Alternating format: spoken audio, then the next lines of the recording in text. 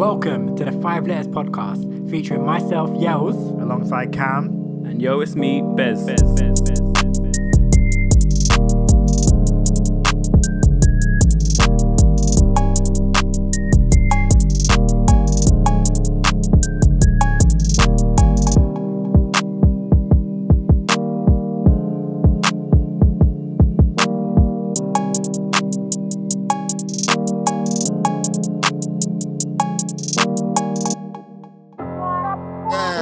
Just get kids.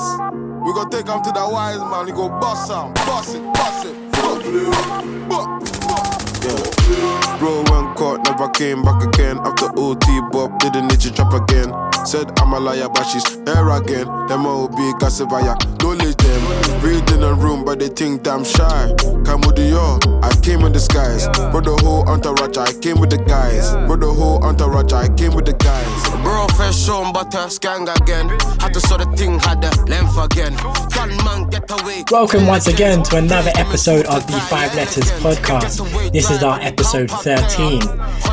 Unlucky 13, I guess. Nah, hopefully not. As usual, we've got my two co-hosts with me. Obviously, I go by the name of Yells. We've got Bez. What are you saying, my man? What's up? And of course, man like Cam. How you doing? Yo, what's good? Yeah, man. How's you lot's 2 weeks been? It's been another 2 weeks. You got up to anything fun? We're almost nearing a bit out of this lockdown. Apparently, restrictions are going to start getting lifted. So, talk to me about that. Time's going quick, you know. I can't believe like how fast 2 weeks goes. It's just mad. I can't believe. I can't believe we're in April already. Like I feel like this time has just gone so quickly. But yeah, over these last 2 weeks, I haven't really done much. I've been running, getting my steps up.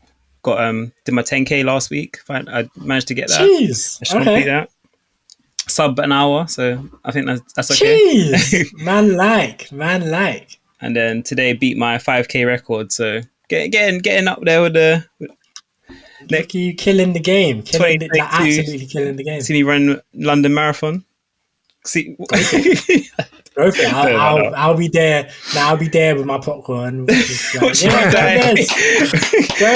hit the 13k mark, and it's like, and just falling on the floor. Yeah, man. Man, you start training. You could be in there with me. Me? Nah. I don't get off the couch anymore. We'll be out of a lockdown soon. You gotta start warming up for the wines, for the.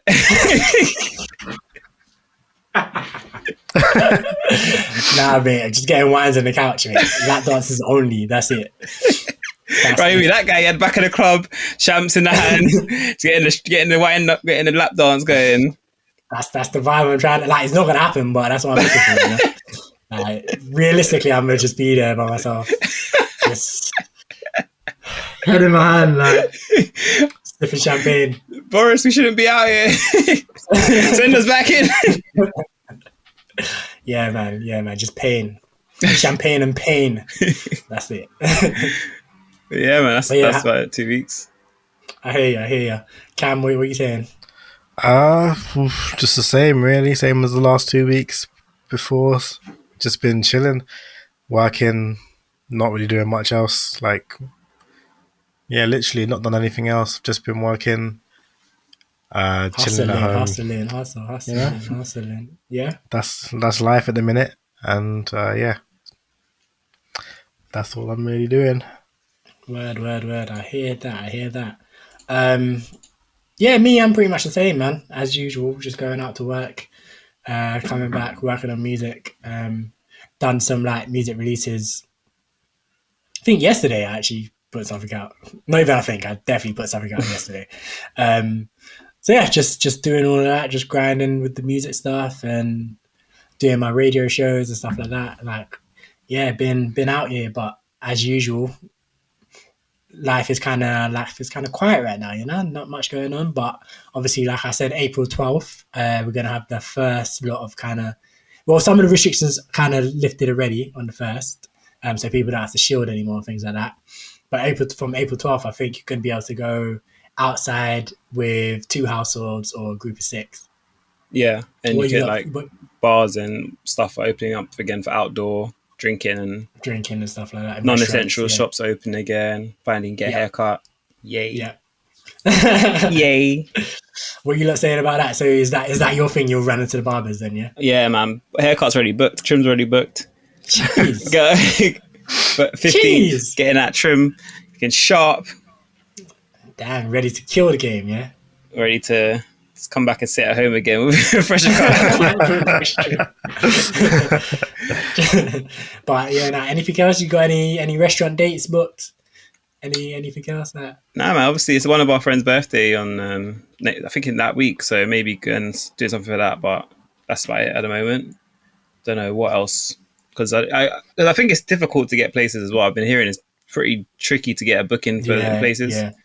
It's quite a madness. So, and I'm not that eager to get out to go and drink outside in a restaurant or bar anyway, to be honest. So I'm not going to put myself through the stress of... you don't want to... Do you want to go see the boys, mate? No, see the lads. I'm happy to go, but I'm not putting myself through the stress of booking it.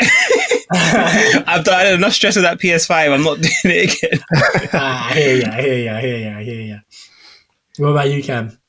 I can finally start back my freaking driving lessons. Been waiting for this. Yeah. I'm like so close to the point where I feel like I could take my test, and then I got put on hold again in December. So getting back into it on the 14th, hopefully, and then hopefully within the next month or so, I'll be ready to bang out the test real quick. Have you done your theory? Yeah, I passed my theory already in December. Oh, okay, December. Nice. On this thing. Yeah, I mean, for me, obviously, yeah, I'm kind of in the same boat as Bez. Like, I'm not trying to book anything for myself. If someone hollers me for a motive, I'm like, I'll pull up. Definitely pull up. But yeah, I'm going Fort Park end of the month. That's something. But yeah, other than that, like, yeah, I think life is going to be pretty much the same, obviously, from the 12th. Yeah. Like, how do you think Fort Park is going to be? Sorry? Like in terms of people, how do you think Fort Park is going to be in terms of how many people are there? Like, obviously, I went in October. Yeah, I think it was October. I went in October, and it was pretty empty. And obviously, like, all the rides were socially distanced. So, like, some of the rows were like booked off, and yeah, you could only sit like with your group. Like, you know, like sometimes where they just put people like next to each other regardless of whatever. But like this time it was like, nah, you can only sit with your group, have to wear your masks. But yeah, the park overall was probably the emptiest I've ever seen it. Like, it was very, very empty. When does it open? Is it in the next set? Like, I think it's opening on the 12th. On the 12th. Oh, okay. Yeah. But we're going at the end of the month. So yeah, that should be cool. That should be fun. To be fair, that'll be because Fort Park. One of the things I hate about it is the queues and stuff for places. So annoying, but if you'd have to queue up and stuff, that's pretty good. Yeah, man. It literally got spoiled for me. One of the first times I went with school in year 7, and obviously it was during school time, so no one was there, and it was just empty, and we were just like getting on the rides non-stop, just going like go on the ride once, come back, run through the line real quick, get on the ride again. I was like, such a good time. But every other time I've been since then, I've been on rides once because the lines are so long, so dead. But if it's empty, I might have to try and get there real quick. Yeah, man. I think it's definitely worth it. Like, it is obviously like all the social distancing and stuff like that is always a bit awkward, but it's definitely worth it because like when I went in October, we went on rides multiple times. We queues were like between like 5 minutes and 20 minutes maybe, like, so it was pretty the big rides about 20 minutes, the short rides maybe 5 minutes, maybe none at all. Right. That's usually plus an hour for the big rides and stuff. Yeah. Hour and a half. Like, it's ridiculous. It's a mess. Like, you literally sign yourself up for like I will stand here for a good long time. Like, absolutely hate it. But yeah, so yeah, that should be a vibe. But I'm really, I don't think much is going to change until we get to that June 21st. I feel like June 21st is like, if that's the big one. Is the day that they say, like, then that's when like chaos. It's going to be chaos and pandemonium. People are going to be moving mad. how long do you think we'll actually stay out of? I know I've seen that they said there'll be no more lockdowns, but do you actually think that? And how, if not, how long do you think we'll be out of lockdown before we're back in after June 21st? Let's say June 21st actually does happen. How long do you think before we're back in lockdown? I mean, it all depends on the vaccine. Like, if the vaccine works the way that it's meant to, and like a lot of people take it, obviously apparently they're doing very well with like vaccinations at the moment and that, then we'll probably be okay. But it just depends. It literally just depends on that vaccine and how good all the responses, yeah. Like whether people continue to take it, because obviously the elderly people are taking it, but I think you would need. I don't know. It depends. They've done over half the country now, so they've done quite a lot of numbers. Yeah, but I think it's mostly older people. Like I think it's like because they're still like plus. I think they're now in that plus 50 range or something. I mean 50 kind of to 60 bracket, whereas with like so they're still working their way down, but down. Yeah.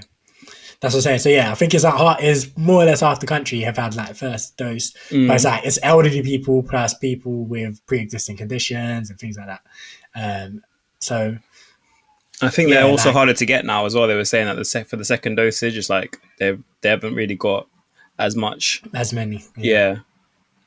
Oh my god! Did you see that Johnson & Johnson are trying to do jab and go? Like they've got. So I saw a tweet earlier today that was basically saying, "Oh, Afro Nation Portugal might be happening if you get this Johnson & Johnson jab and go." Like, so apparently it's a one jab vaccination from Johnson & Johnson. Considering neither of you have reacted, I'm guessing you don't know that Johnson & Johnson were the company that gave people cancer. Talcum powder gave them cancer. Oh yeah. So I was like, bro, Johnson & Johnson, you man need to sit this one out. I can't lie. This one's not for you. It's not for you. Giving cancer from baby powder, you know. Yeah, nah.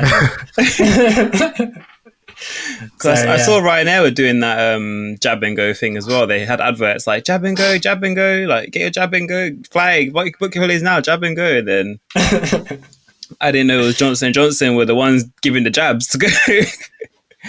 Yes, I was like, absolutely not. Like, no. But what do you think? Do you think all these festivals are going to actually happen? So Afro Nation Portugal, I'm doubtful because obviously that involves like a lot of travel. Like their market is coming from the UK, so I'm like, I don't know about all that. But like your wirelesses, which is in September, Park Life in September. I know BST got cancelled, but they were meant to be in July. Yeah. But they cancelled. I think Labbox just flat out isn't running this year. They haven't said it. I'm still hopeful they're going to put something on. They're going to drop a quick announcement. Just do a winter festival, December. Why not? People will go Winter Wonderland. So Winter Wonderland, yeah. Winter Lovebox, why not?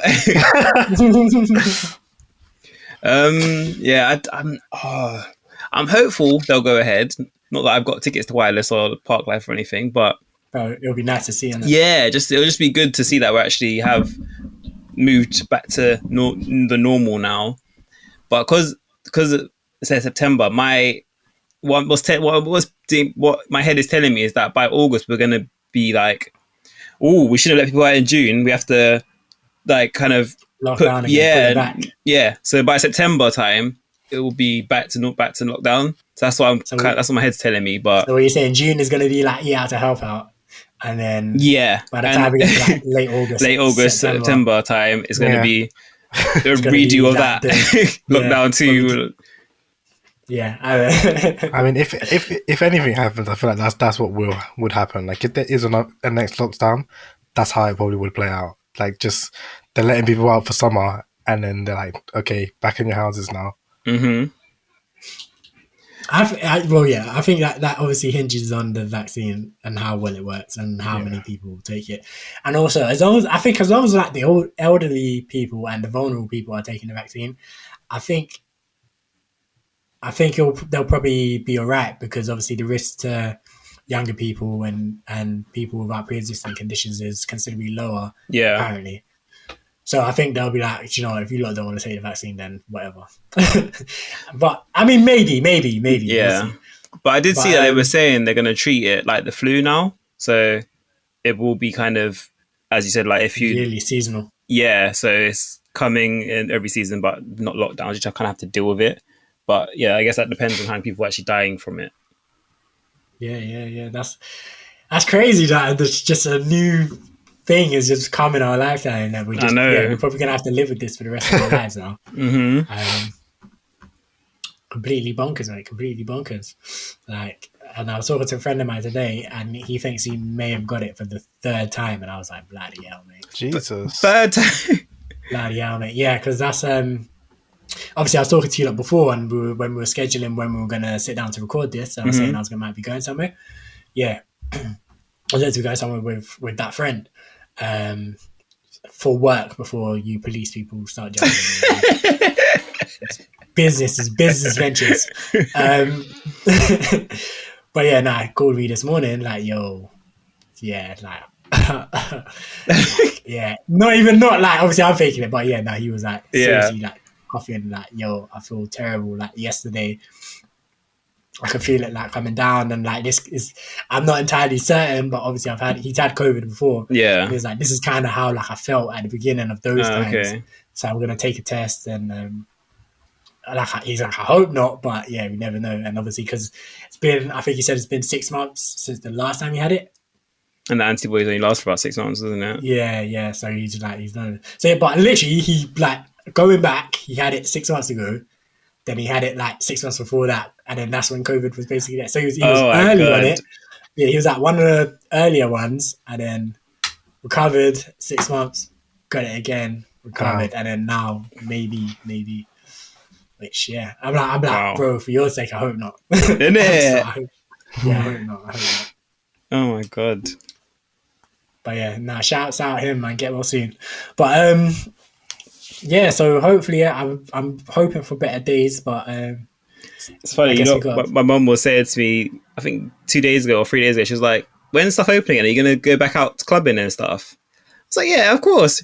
Like, we're going to be drinking again, and you're going to be. I'm like, oh god, you're going to be drinking alcohol again. You're doing. I was like, Mum disapproves. Strongly disapproves. I'm like, but it's funny though, because literally, I haven't drunk since January until yesterday. I hadn't drunk since New Year's. And yesterday was my nephew's birthday, so we were just all we did was have a toast to his birthday. So I still haven't like actually drunk like that. And like considering like since I've been 18 or probably a little bit younger than that, like I don't think I've gone like 4 months without drinking. Yeah. Like nah. But now, yeah, just inside the house, casual, no need to drink. So, but yeah, now once outside is open and it's summertime as well. Now you're not gonna catch me without a pint of Stella in my hands, man. Give me that Stella Artois. Sorry, mate, if you wait 4 months to drink a Stella Artois, it's not been that deep for you. Like I've waited all long for this a nice cold beer. Yeah, man, give me a Guinness. It's a long, tall glass of Guinness, mate. I'm ready for Long Island's. Bring me a Long Island. Rare nephew shots, my G. Doing it. I don't know if I'll go that far. I want to make it out, you know, and stay out, not make it out and be back in over an hour. Now we're here for a good time, not a long time. I've actually started getting emails about like things like brunches and all these different events coming on and like get ready to start. Like some were in May, then some were July, and it's like okay, things coming back maybe potentially. Yeah. I'm definitely like. I don't know. Like some days, like I'm ready to just get active. I'm like, let's do it. And then some days, I'm kind of like, you know, I like being at home. Yeah, that's fully me as well. Like, yeah. So like sometimes I'll like, I'll look at my email and events I've been to before, whatever. Like saying, oh, we're coming back this day. Like, get your tickets. I'm like, all right, cool. Yeah, cool. I'm gonna come back to that. And then I'm like, like when things are open, then I'll start looking. Like, I need to see how things play out first. Isn't it? It's funny because I was talking to someone about it, and we were saying like, you know, having winter lockdowns and then summer like partying isn't that bad. Like, I don't mind being at home in winter. It's actually not that bad. Brother, I've been saying for the longest time, humans should hibernate in the winter. I've been all for it. Hibernation, bro. These bears and that, they've got the right idea. Fully, yeah. They've got the right idea. I'm not trying to be outside in the winter. I don't want to work. I don't know. Have to worry about slipping on ice or something. I just want to... You know what I'm saying? Like, all you summer people can hibernate in the winter. I'll stay active in the winter, and then I'll go to sleep during the summer. We can alternate then. That's how we keep the world ticking over. That's how they keep the world ticking over. That works even better. Because I want to be outside in summer, eating ice cream, drinking Stella. Bro, I don't even drink Stella. I don't even know what's going on. I've never seen you drink a beer in my life. That's why I'm drinking Stella. Hey, lockdown's changed me. But yeah, man, I'm just trying to see how this goes and take it from there. Man. Yeah, man. But I guess it's time to get a little bit serious. We're 20 minutes in. You're ready to get serious on them, yeah? We're getting deep. Is it getting deep this episode? He's going deep in his ones. What is it good? What are you talking about? Get your mind out the gutter, mate. Just saying, that sounded a bit wild, my guy. But yeah, in all seriousness, obviously, did you guys see the whole discussion the past week regarding obviously institutional racism? And as that was going on, due to the report, the Tony Sewell report that was put out in the week, at the same time that was going on, obviously there was the student sit-down protest at Pimlico Academy. Because of what? Because of alleged racism. Mm-hmm. So it's been, I feel like that's been like the UK main like news, or one of the main UK news topics like the past week.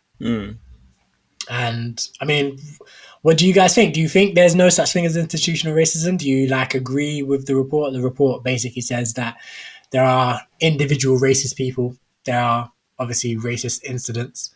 But in terms of institutional racism, the police are not institutionally racist. Schools are not institutionally racist. The healthcare system, everything is fine. Any issues where it comes to race is for other reasons. So if it looks like black people are being targeted more by the police, it's not because they're black, it's for other reasons.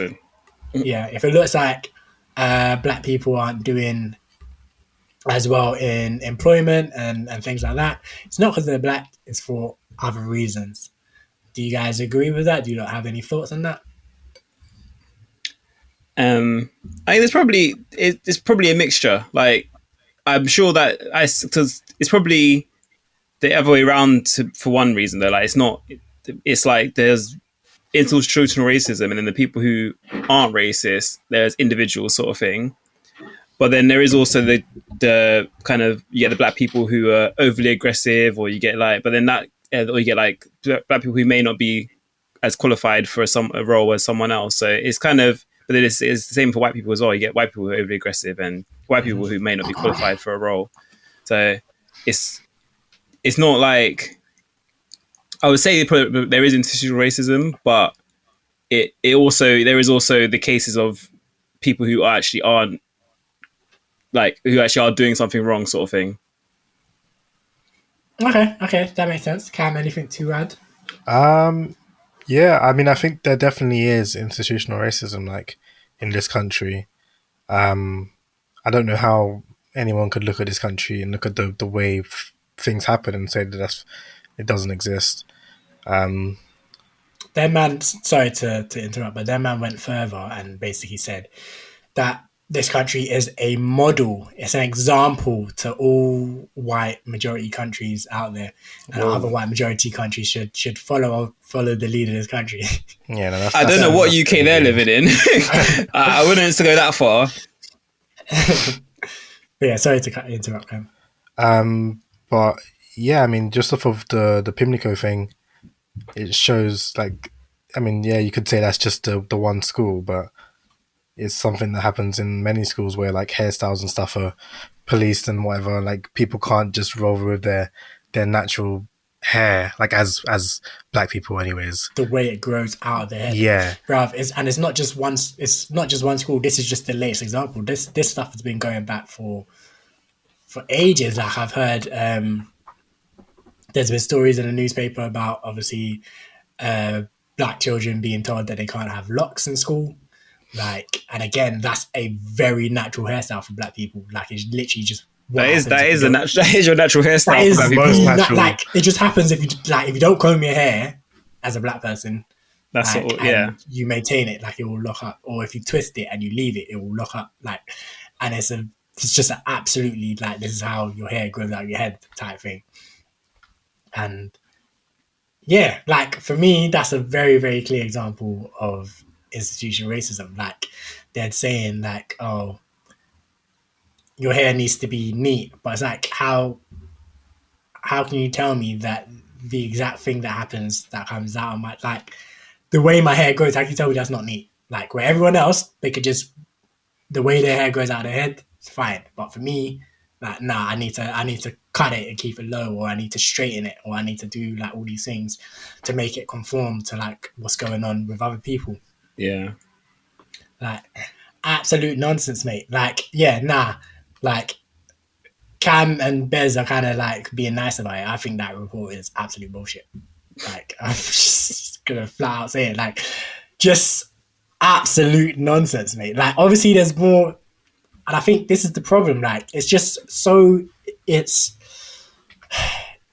don't want to like cuss people, but like it's so dishonest, I think, to say that there's no institutional racism. It's other reasons. I think the intelligent person would look at it and say that there's racism and there's other reasons as well. So people, like a lot of people want to say like some of these things are class issues, right? Yeah. Like it's just black people happen to be, a lot of black people happen to be like work in the lower classes or working class or whatever. But then the question becomes, why is it that black people are majority working class, lower class? Like, why is that a thing? And like part of the report was basically saying that some of the issues that black people face is because of the areas that they come from. They live in, rough areas. And again, it's like, why do black people live in these rough areas? Like, what happened to put them there? And in a lot of cases, like these things go back decades, and they go back to like institutionally racist acts. So for them to then come and do a report and be like, in 2021 there's no institutional racism, like black people are just lazy. If like they're not doing well in employment, they're just lazy. Like, and all of these things, it's absolutely ridiculous. Yeah. But that's what I was like. That's the thing, because it's like it's down to the individual as well. But that's why they can kind of get away with it and try and say something like that, because I'm sure there are cases where the individual isn't just cut out for the role or isn't this, or so like they can kind of use that as their buffer to say, oh, but like we have 10 people. Look at their CVs compared to these 10 people, and those 10 aren't cut out for the role. But then you have another 10 who are cut out for the role. But the thing is, no one even makes that point. Like when people, for example, like what you're talking about there, people have done studies, right? Like actual like studies where they've submitted the same CV to a company and put,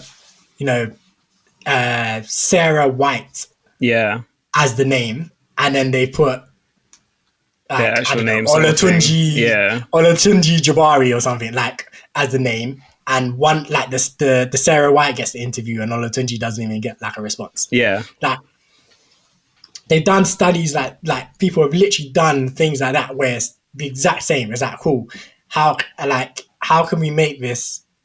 How can we prove this as clear as possible? And they've like been like, cool, let's just submit the exact same thing and see what happens. And it's been proven time and time again that these things happen. So like in the case of, of course, like if someone like isn't as qualified or whatever, then by all means it's absolutely not racist if like a white person's taken over them. Yeah.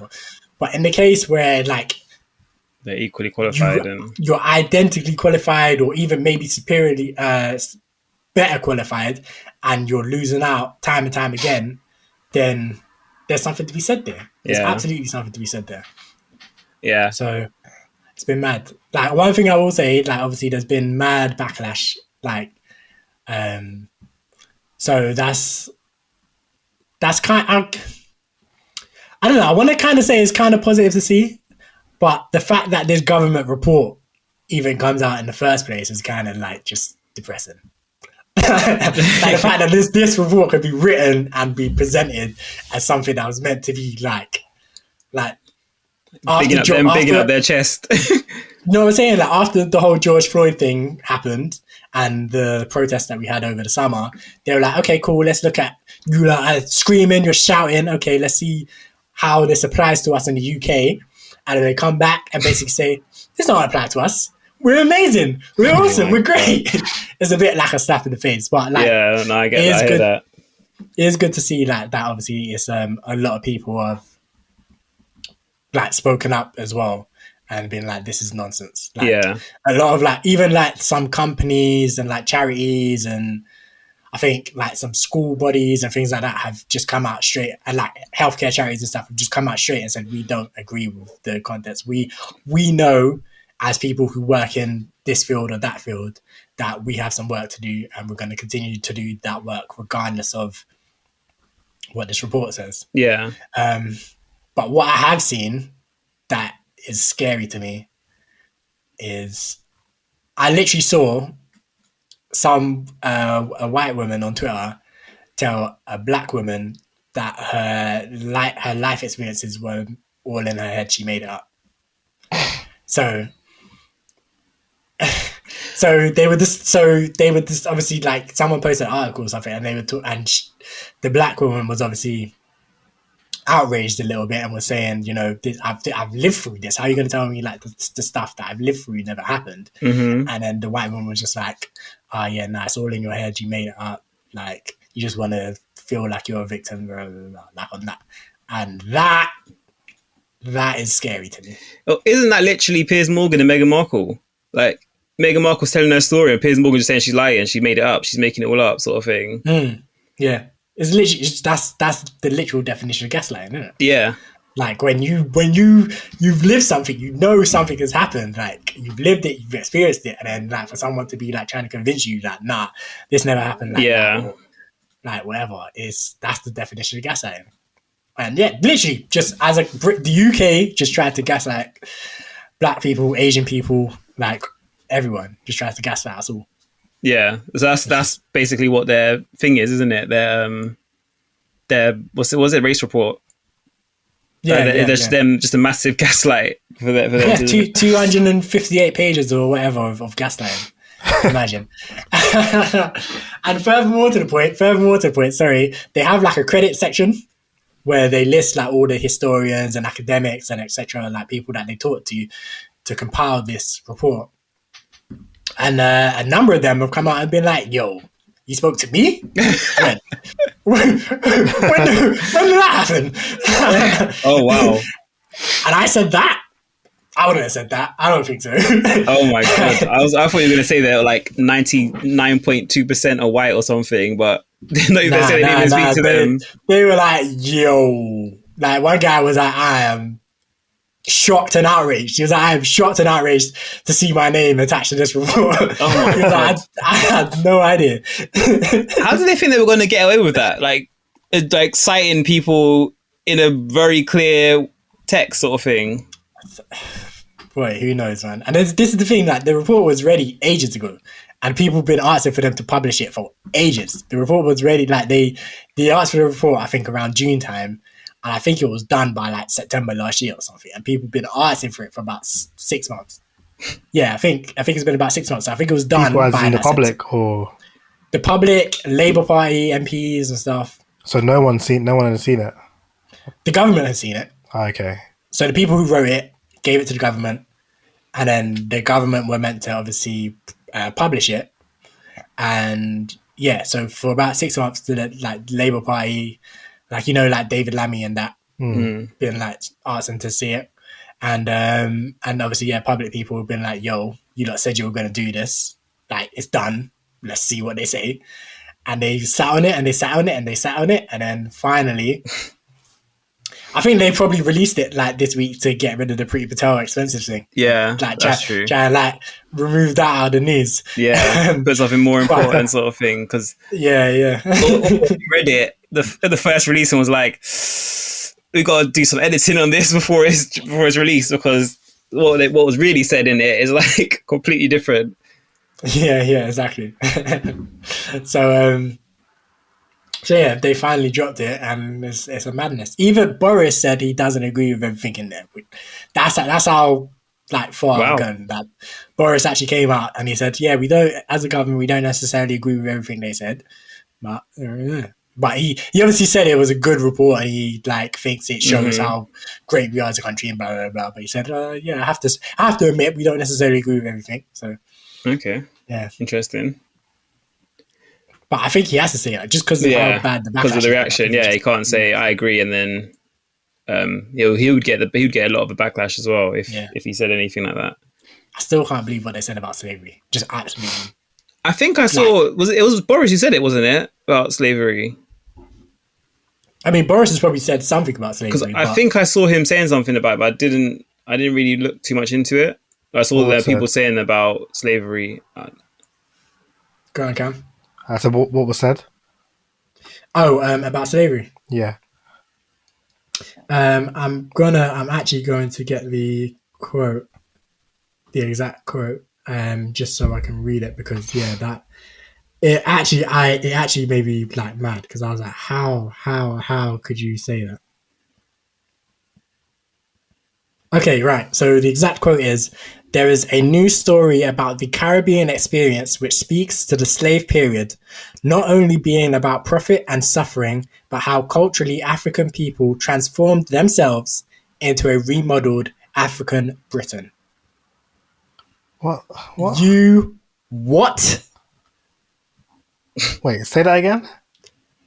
There is a new story about the Caribbean experience which speaks to the slave period. So the Caribbean experience during slavery, not only being about profit and suffering. So slavery was not only about profit and suffering. That was not all there was to it. But we should talk about more. This is what we should talk about more. How culturally African people, people from the African continent, transformed themselves. They decided to do this of their own free will, apparently, into a remodeled African Britain. So like someone like me who's like a British Caribbean person. I just, it doesn't register. I don't understand. I'm so confused by that statement. Sound like Kanye West, slavery was a choice. Bruv, like, I was like, the Caribbean experience, first of all, sounds like it's some kind of cruise. Like, what are you talking about? The Caribbean I said the Caribbean experience, which speaks to the slave period. So he was like, the Caribbean experience during slavery. Let's make some news stories about that. Let's stop talking about the profit and the suffering. Like, how can you? I don't understand. Why would you want to do that? Like, why would you want to? Like, let's talk about the perks of slavery. Like, why? What?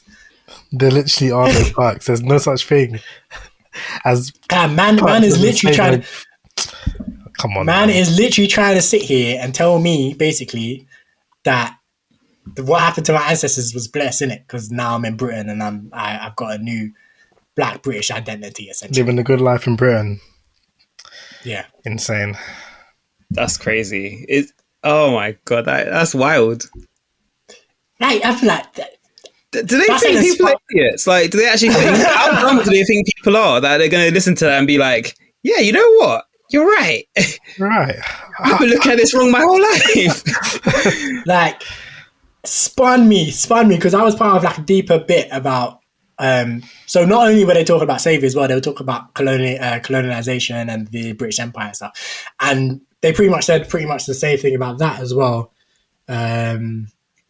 I'm not going to read the full thing, but they were basically saying that, we need to discuss more about how the British Empire was a good thing for the Commonwealth countries, etc., stuff like that. Which in itself, again, is a nonsense, because no, we're not going to be singing the praises of imperialism. I'm sorry, we're not going to be singing the praises of invading people's homelands, taking their resources. Like, no, we're not going to be like, yeah, nah, like, that was horrible, but nah, let's look at these good parts. We're not doing the for and against. We're not, no, I'm sorry. Because there is no for and against. There's only against. Like, there should only be an against, yeah. Nothing good has come out of what they've done to like people. It's like, I don't know how they could possibly try and spin things to be good. Like, oh, look at you now. You're living in Britain. You're living a good life in Britain. Like, what? No. This is why I feel like this report is like so potentially dangerous, because obviously it was written by a majority Black people and Asian people. I think there was only that one white person involved. But the problem being, it's like they're all like OBEs, MBEs, like member of the British Empire, like all of these kind of people, and they're like the type of people who are just so proud to be British, so proud to have been here, so proud like of all of this stuff that. Like, they're like, you know what happened to my ancestors happened to my ancestors. Like, and it was bad, but it's allowed me to be here and to be this wonderful. Like, I feel like they've all got I feel like they've all got massive heads, and it's just like, okay, so what happened to my ancestors and my home country and whatever, like all of that stuff. It was bad, but it couldn't have been that bad because look at me now. Look at all the stuff I've got to do. And I'm like, you guys are just jackasses. I'm sorry. Like, oh my God. Because sure, like if they were to say that, surely it'll be like they wouldn't use slavery as an example of that. Like, because like for example, like you have people like me. So my mum was from Africa and came here, sort of thing. And then do you not have to mention slavery at all? You can say like, I don't know why they would bring in slavery, trying to say it's a good thing in that case. Like, as in like, so you have people like who are Black British people whose parents just came from Africa to here. They came and got a job here. They've worked here. They've grown up here, sort of thing. So it's like they're the ones who are going to be like, you hear what they said about you're doing this because you're now Black British. You're this. You're that. They're the ones who are going to hear that and be like, okay, cool. But not the people whose ancestors have been in through slavery and. Like slavery wasn't a good thing. It wasn't like they had jobs. They were working casually. They were like beaten, traumatized. They were murdered. They were like castrated, probably like all kinds of bad words. Yeah, all of them, all of those things. Yeah, you're nail on head, my guy. When I saw, I was like, nah, you're taking a piss. Because even like obviously like even to the point of like say like your mum and that even to the point of. Obviously, your mum is Ghanaian. I hope you don't mind me. Yeah, so yeah. But, even like Ghana was obviously a British colony. Yeah. At one point, and even to be fair, the slave trade obviously had an impact on Ghana. You know, got like Cape Coast. Cape Coast is in Ghana. Yeah. Yeah. And with like the door of no return and all of that stuff. Mm-hmm. So the slave trade has an impact on Ghana today. Still even to this day. But further to that point, Ghana was a British colony, the British Empire. Like the British used to just go there. Like the place was called the Gold Coast. Gold Coast, like, just go there and take gold. We'll have that and jewels and like art and all that kind of stuff that you see in museums now. Yeah, exactly. So like even putting a positive spin on that, I find very, very disgusting. But the direct forced servitude and like, nah, you're taking the absolute piss. Like, I can't. I'm like, and I think there was a couple of like Caribbean descendants on that thing, and I'm like, nah, you lot are just mugging off your ancestors, like just absolutely mugging off your ancestors. How could you say that? How could you say that? The thing, I saw a picture on Twitter that actually I think it was earlier today or yesterday that it had a Black kid in a cage and like two white girls around Congo. him. Yeah, Congo. And then they basically said that the parents brought their child as basically a toy for the two kids. And that was in 1955. It's like, it wasn't even that long ago that you could even say things where people might think of it in some good way, where it's like, let's say 100 years down the line, they might have spun this slavery spin so that it was some kind of good story. So then them times you can then kind of get away with it. But it wasn't that long ago. Like there's still people alive who were involved, who were in this sort of thing. So I don't know how they could. People think everything was so long ago. Like, yeah, that's true. My dad was alive when Martin Luther King was assassinated. Yeah, like But people love to think like the civil rights movement and everything was so long ago. My dad remembers when Martin Luther, like he remembers the story, hearing it on the radio that Martin Luther King was assassinated. Yeah. But people like they have this disconnect, like, and then they disconnect all the stuff that happened before, and they like just disconnect it from life today, as if none of that applies anymore. Like, but no, time just flows, isn't it? Like everything that happened in the past still has ramifications today, and until you can admit that, like you can't move forward. You can't. I mean, you can obviously move forward, but you can't progress in the ways that we should be trying to progress. I feel. Yeah. But yeah, that the Belgians in Congo were just on a fuckery. Like, Yeah. that cage thing just makes me so mad. I've seen that picture so many times over the years, and every time I see it, it just makes me so mad. But yeah, nah, the world is fine. Britain's an example. Everyone should follow Britain's lead. Like, Yeah. You know, I think so. Britain doing great. That's crazy. I can't believe that. I don't know what. I just don't know what. Like, I mean, clearly they're living a different life to me, but I don't know how they could think that these things are okay to be said. Like, it's wild to me. I feel like it's that whole thing of like they're obviously all very very successful people with black backgrounds, Asian backgrounds, other minority backgrounds, and they feel like, oh, if I've been successful, why can't you? Why can't all you lot? There's nothing stopping you. There's not like I'm the same race as you. I have the same skin color as you, but I've managed to do all right for myself. Yeah, I've had racist incidents, but I've never been held back. I've never been turned down from a job in an interview. Blah, blah, blah. You just haven't hustled enough. You just haven't grinded enough. You haven't done this enough, that enough. But it's just so blind. Like, yeah, like you were. Not even to say anyone was lucky or fortunate. I'm not even going to say that. Maybe you did work really hard. Maybe you did like do all the right things, whatever. But just because that's your experience doesn't mean you can then turn around and negate literal millions of Black British people behind you. Like, I feel like even for me, like if I was in that position where I was a very successful Black person, I feel like even if I couldn't say that I had experienced institutional racism, if literally pretty much every other Black person you encounter would be like, yeah. Like, I saw a tweet that said that, like, news media sites and whatever, and the government or whatever, will do a poll. They would ask like 100 Black people if you believe in it, if you believe institutional racism still exists in the UK. 98% of them would say yes. 2 of them would say no. And then the government would hire those 2 to do the report for them.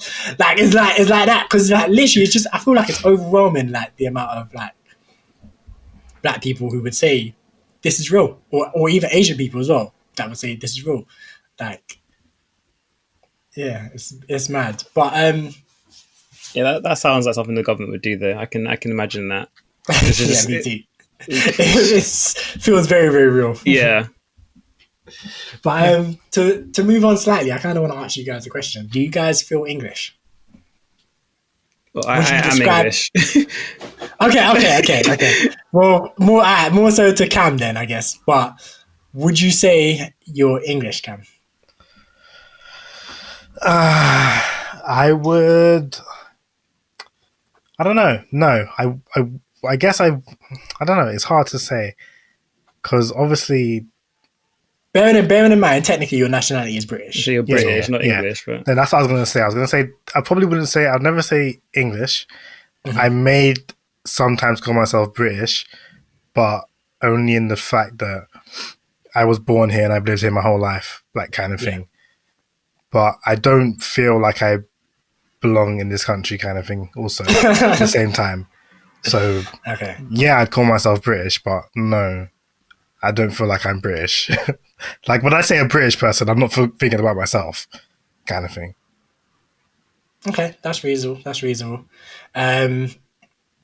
Yeah, I asked because obviously David Lammy was debating on the radio with this woman, and he was fighting hard for his right to call himself an English man. And she was like, "You're not English. You're not English." You're not. She was obviously like a racist one. What is David Lammy like country wise? He was born here, but he's from the Caribbean. Okay. So like it's similar to me and Cam.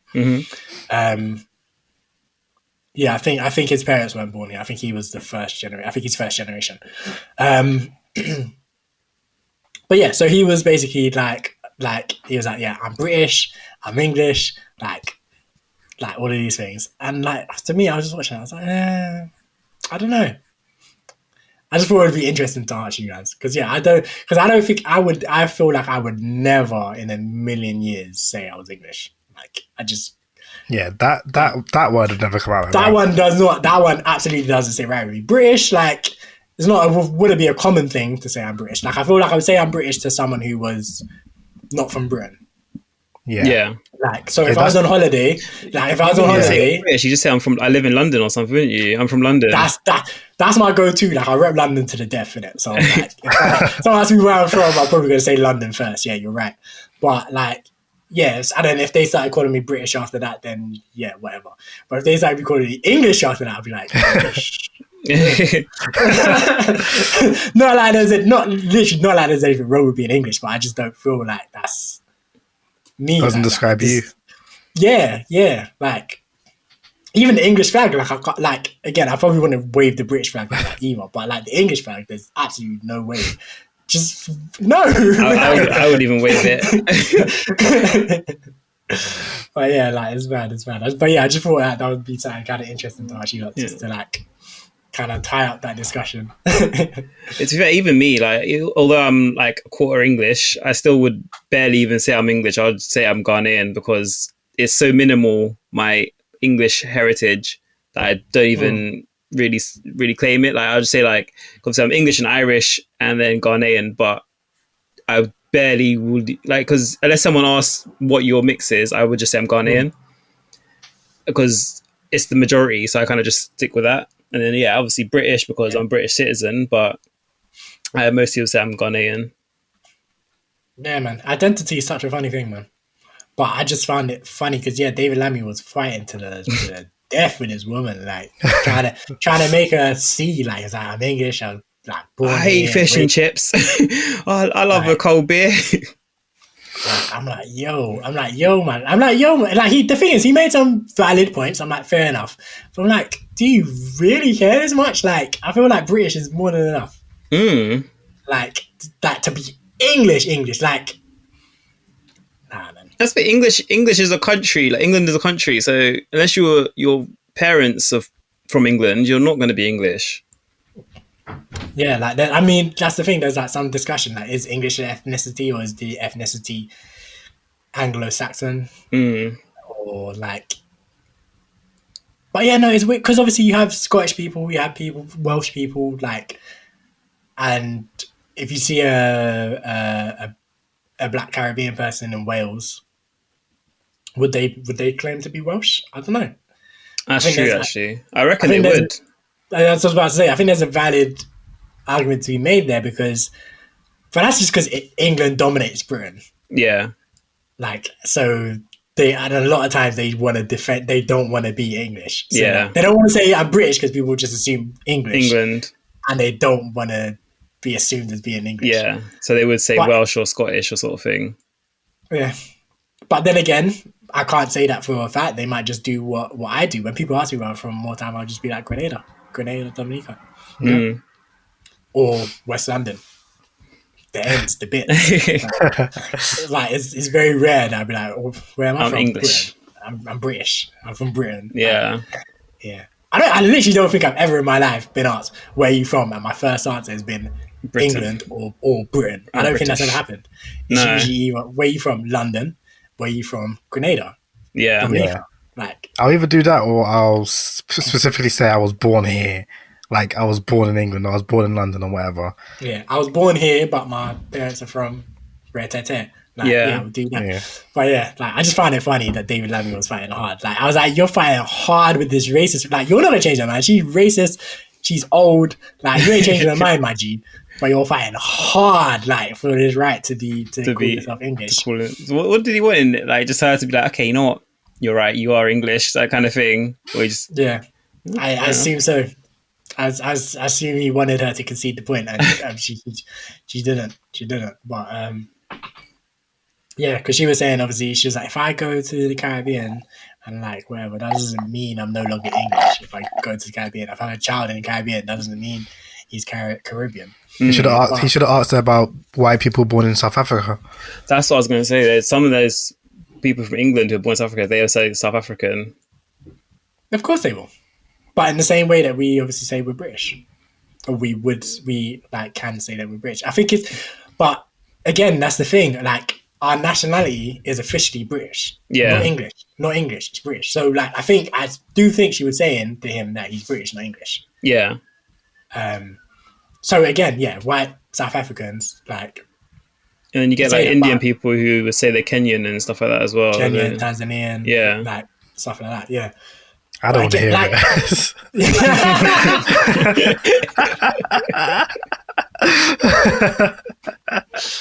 Oh damn! All right. Yo, I ain't hearing anything else, man.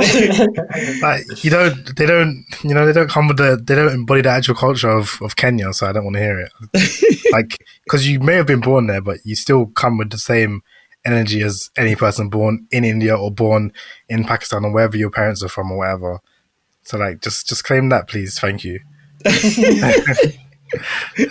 Funny thing is, they get offended as well when you say like you're Indian. They get very offended. Yeah, of course they will. Like, but yeah, but that's what I said. Identity is such a techie thing, and because the thing is, obviously, like you said, the white South Africans, like most white South Africans that are there, have been just a big problem for that country. Like, them man have been terrorizing that country for like since forever. Like that, yeah. So like, and they want to act. They like there's a certain group of like white South Africans that I've seen like talking about like issues in the country and stuff, and they just want to act like none of the history of like apartheid and everything, where white people were just doing the most to black people. They just want to act like none of that matters, whatever. Like they just want to go from like apartheid's over and we're all South Africans and we all love each other now. Yeah, from complete segregation to complete what's the opposite? Inclusion. Yeah. Like they're like, yeah, no, apartheid's over. Like we decided that you guys can vote and have fair elections and everything. In your own country. And now let's all be friends now. Yay! We're all good. And again, I just feel like just being intellectually dishonest. Like you can't just go from one thing to the next thing and just think that everything's cool without. And no matter how much time passes as well, you can't just say, time has passed. If you haven't addressed the situation, like the wound is still going to be there. Exactly. Like, I've seen a lot of things, sorry to circle back to like the slavery thing, but I've seen a lot of like British people and English people on Twitter again saying, if it wasn't for the British Empire, like we when we outlawed slavery, we started policing the waters to make sure that other countries started to outlaw slavery as well. It's like, so that makes it okay. Yeah, like if we didn't stop slavery, then it wouldn't have stopped. So that means it's fine. Like it's like all right. So wait, so you enslave for 400 years, then. Bearing in mind the reasons for slavery stopping was not, hey, this is morally wrong. It was, this is no longer economically viable. It wasn't like for us. This doesn't make economic sense for us anymore. Like, and then you decided because it's not working for you that you don't want it to work for your competitors either. So you started to make life difficult for them, your Frances and your Spains and like these kind of people. And then now you want a gold star for it. Like, yes. I'm not understanding. Like to say that to me, for example, me as someone who's a Caribbean person, and my family were enslaved, my ancestors were enslaved. Like, you didn't help them. What do you mean? Like, I don't understand. Like, I don't understand what I should be thankful for that you stopped slavery, because you stopped slavery. That means you stopped taking Africans from the continent. But my ancestors were already got. So what exactly am I? I'm sorry, I'm not understanding here. They allowed you to be a British citizen. You should be thankful you were here in Britain living the good life, innit?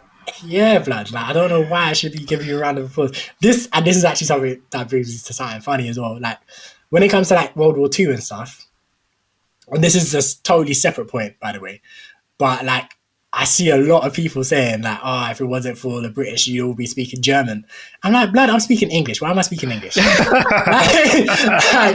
like, let's take everything out of World War II. But that's just funny to me. Like that point that people make. If it weren't for us, you'd all be speaking German. I'm like, German, English, like. It doesn't make too much of a difference which language you're speaking. Like, is German that bad of a language? You know what I'm saying? Like, who said I wanted to speak English? Like, but yeah, no, that was just something funny to me, man. You know what? Sorry, I'm going to say another thing. This is back to ethnicity sort of thing. I know you tweeted about yours, taking a DNA test to kind of see what your heritage would be. I haven't done it. Would you do it?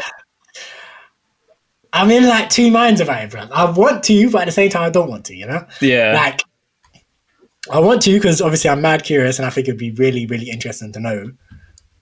But at the same time, I feel like just as a person, identity is already such a complex thing for me. And then I feel like this would just add further layers to like, like, because yeah, like for me, obviously there's that thing of like we were saying before, like I'm British, but I don't necessarily feel that like London I'll claim, but like this whole England thing and this whole Britain thing, like I don't know if I can fully say that, yeah, this is me.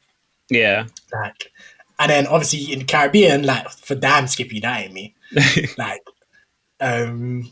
yeah, there's no way I can claim to be Grenadian like people in Grenada, or there's no way I can claim to be Dominican like people in Dominica. Like, yeah, absolutely not. Like, so that whole identity thing is already like complex, and then yeah, to add a further spanner into the works to like do the whole thing and then just work out like exactly like what you're like bit of Spanish or something like that. That's what I mean. The thing is, that's absolutely gonna be the case. There's gonna be like some I don't know, some Scottish in there or something. There's gonna be like some of that. Then there's gonna be like some African. Some like there's obviously gonna be some African in there too, who knows where from. There's probably some Asian in there too, some Indian or something. Quite possibly. I feel like with the Asian thing, I feel like it will either be Asian or be indigenous Carib. Like it'll be one or the other. I feel like I don't think it might be both, but I feel like it'll be one or the other. So either indigenous Carib or Native American or whatever you want to call them, or it will be like Indian or like Sri Lankan or Bangladeshi kind of thing. Yeah, that kind of region mixed in there as well. It's just. So it would just be, I feel like it would just be a mad revelation, and I don't know if I'm prepared for that. But I know you were saying to do it when I tweeted. Yeah, I'm tempted, but my reservation is more giving my DNA to this company. That too. More than anything, that's what's putting me off doing it. But I'm very tempted. But I feel like my one could be just what I know anyway, just English, Ghanaian, Irish, and then that's it. And that'll be quite a boring. Yeah. But I'd be quite interested, like if I was gonna have some like Spanish in there or some Italian in there or something. I'd be interested to know. But yeah, I don't really want to give my DNA to some random company like that. What about you, Cam? You getting involved? And Cam has clearly got off mic real quick. Good time to ask him his opinion. Yeah. Now these things happen when we're working remotely, and he hasn't got his camera on. But yeah, we will ask Cam when he returns to his desk. Now I was just asking you if you would do the DNA test, Maggie. Probably not. I don't really care. Like I don't see how it would affect my life at all. Knowing like it wouldn't change anything for me, so it doesn't really matter. You just happy to claim the Caribbean islands. I'll claim the Caribbean island, and I'll claim the entirety of Africa, and that's it. I was like, all of it. All of it. Yeah, because I don't know the specifics, so I might as well just claim the whole thing. You everywhere. get me? Yeah, man will be like, yo, Cam, you from Botswana? You're like, yes, man. Yep. Yeah, Bit of that. Bit of that in there. little bit of that, you know, of that. Like, yo, Cam, you from Ivory Coast? Yeah, G. Come on. Nah, I hear it. Like, that's kind of more or less what I've kind of done, obviously, growing up. Like, I wouldn't say I claim the whole of Africa, but I kind of like, I'm just aware that I have roots in Africa, if that makes sense. So Yeah. like, so, and yeah, obviously, yeah, I've made it this far, so whatever. But I think it would be kind of interesting, because then I think in the sense of like knowing, like, for example, if it was like, oh, you're from Nigeria or whatever, then just I could potentially kind of take an interest in like learning a bit more about that country. Yeah. Just, like, obviously, again, I'll never be Nigerian, like, but it'd just be interesting to I could kind of reclaim a little bit of it. Yeah. Like, Yeah. like just actively kind of just engaging a bit more with that country, like in the same way that I keep up with like some of the Grenadian news and the Dominican news. I can just start keeping up with some of the Nigerian news a bit more. Like, yeah, I mean, but so these are the things that I think about, but I don't know. I think I probably will. I'll probably need some liquid courage to fucking a shot. If you do it, I might do it as well, because my reservations there, give my DNA, so someone else I know is doing it. At least they're having us both on record. Yeah, I know someone who's done it as well, and like, Yeah, I know someone who's done it as well. To be fair, she loved it because she was like, some of the things that came up, she had she was not expecting at all. Yeah. Yeah, my friend was like 1% Ghanaian or something. He messaged me like, my brother.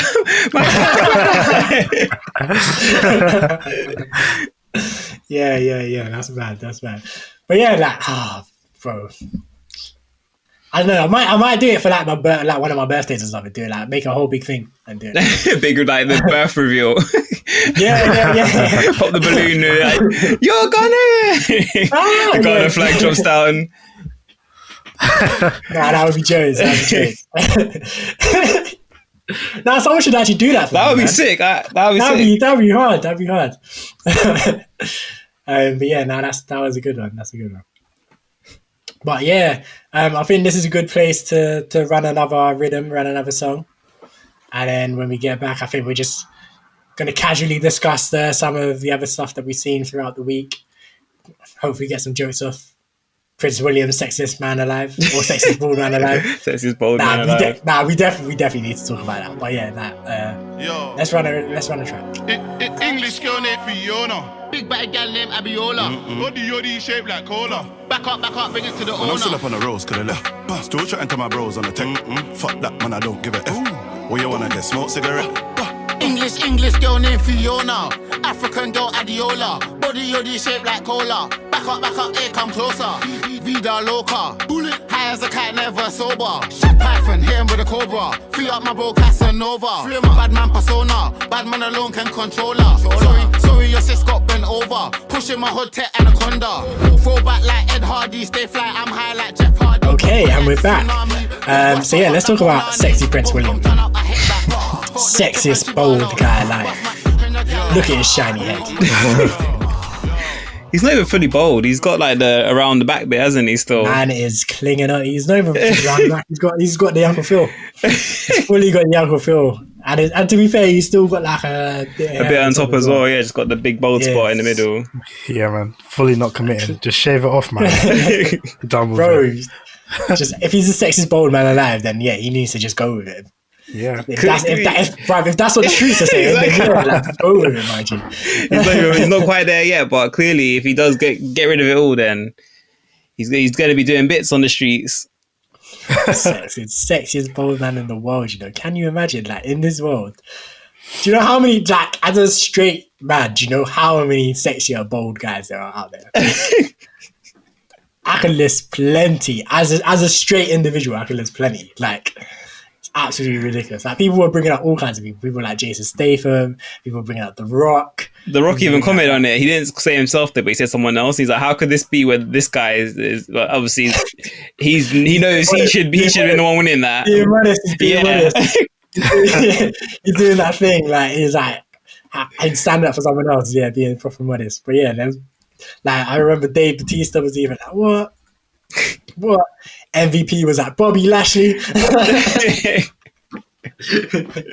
is funny, but yeah, like who voted on this, man? Who did you ask? Like they just asked Kate Middleton, yeah. I don't think she would even say he's the sexiest bald man alive. Like, and the picture that obviously was the article, the picture that was doing, it wasn't even a good picture. That man was looking mad buttons, like so goofy. It's just like he looks like a deer in headlights, like looking at the camera. They're like, like. And that's the thing, like, it's like sexiest man alive where, like, it's clearly not the body. It's not like he's got it's not like the physique. Like, he's not like cute in the face or anything, like, whatever. Like, what are we talking about here? What exactly are we talking about? Like, his crown. That's the point. There we go. That's it. His proximity to power. Yeah. I hear it. Oh my God. Yeah, that's jokes. I can see how that could be sexy. Yeah. That's funny, man. I couldn't believe when I saw that. I was like, this is a joke. Whoever voted for this, like, I don't know who would have voted for this, but you need to get your eyes checked. Go Specsavers. But it's just an English thing, man. Like we spoke about the other day, but the whole Pippa Middleton's bum thing. Yeah. It's literally just that again. Like, yeah, it's true. The best bum in the world. Top 10 bums in the world or something. I'm like, lads. People just truly delusional like a nicer people bum out at here. E10 bus stop 2 seconds ago. Like, what are you talking about? I see more curves on my wall.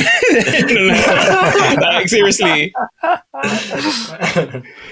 Oh, I don't get it. But it's like, it's the world as well. It's not even like it's England voting. It's the world. Nah, it probably was England voting. Like it was like an article in the Independent. Like it was probably just English. Okay. And then they decided it was just to vote. English. It was English people deciding on the world. Oh, fair enough. Okay, so it wasn't actually like the world voted on Prince William being the sexiest bald man currently alive. Absolutely. And the thing is, it was just a specific demographic in England as well. Because I just can't imagine the whole of England being horny for Prince William. Like, I can't imagine anyone in this country. Yeah, that's what I was going to say. Like, I don't know who you have to who you have to poll to get that as the answer. It just has to be specific people, like the Queen, Kate Middleton. That's it. And Piers Morgan. Stop there. Piers Morgan. Stop right there. That's it. Well, 3 people. Yeah, definitely sexiest man in the world. We've got an old lady, a white woman, a middle-aged white woman, and a oldish middle-aged man. That covers a pretty vast demographic. That's all the demographics. Yeah, none of them are biased at all. Oh my God. That was giving me jokes for time. I was just looking at all the tweets. Like people would bring out all kinds of names. Like people would bring up just some average. People would bring up like Phil Mitchell. Like literally, even Phil Mitchell is like Phil Mitchell. He's better looking. He's definitely better looking. Like that's my G. Like people just bring up all kinds of just random people. Like yo, we had this guy. Like there's so many people that you can go through. Like I'm not like usually one to be like trying to tear down people when their looks or whatever. But like to be honest, like it's just so ridiculous. It's so ridiculous that I'm sorry to this man, but yeah. Do your thing, bro, and all, but what? That makes no sense. You're gonna have to hold some corner in this one. And people were saying obviously that it's like his PR team because obviously after the Harry and Meghan interview, and like it's like just like they're just trying to put out a bit of positive PR. So like people were saying like they probably just paid off the Independent to have him do it, and then everyone was saying that a lot of people were saying that this convinces them that William was the one that was questioning the child's skin color of the baby. Because they've just been like, it's just been non-stop like trying to be good PR for him. Like, it's true, yeah. With the like, people in the African cloth. Yeah, exactly. They're just like trying to do good PR for him. Good PR. Oh my God. Funny. Could you imagine the picture was like actually him trying to be sexy or something? How weird would that have been? Like, you see him there like just like top off, like knee up, like smouldering the camera. Could you imagine?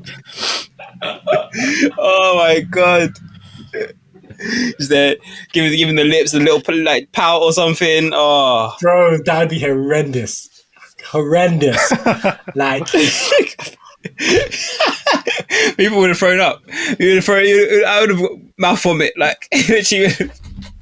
nah, I would have been like, yo, my G, you need to settle it down, man. You're embarrassing the country. Like, if you're like you're already problematic, right? Like in so many ways. Like we don't need this on top of it. Please no. Right, you need to settle and jam me, bro. Oh, yeah, this country is crazy. I think so. That's what this podcast should be called. This country is crazy because so far we just see so many reasons why this country is in its own self crazy.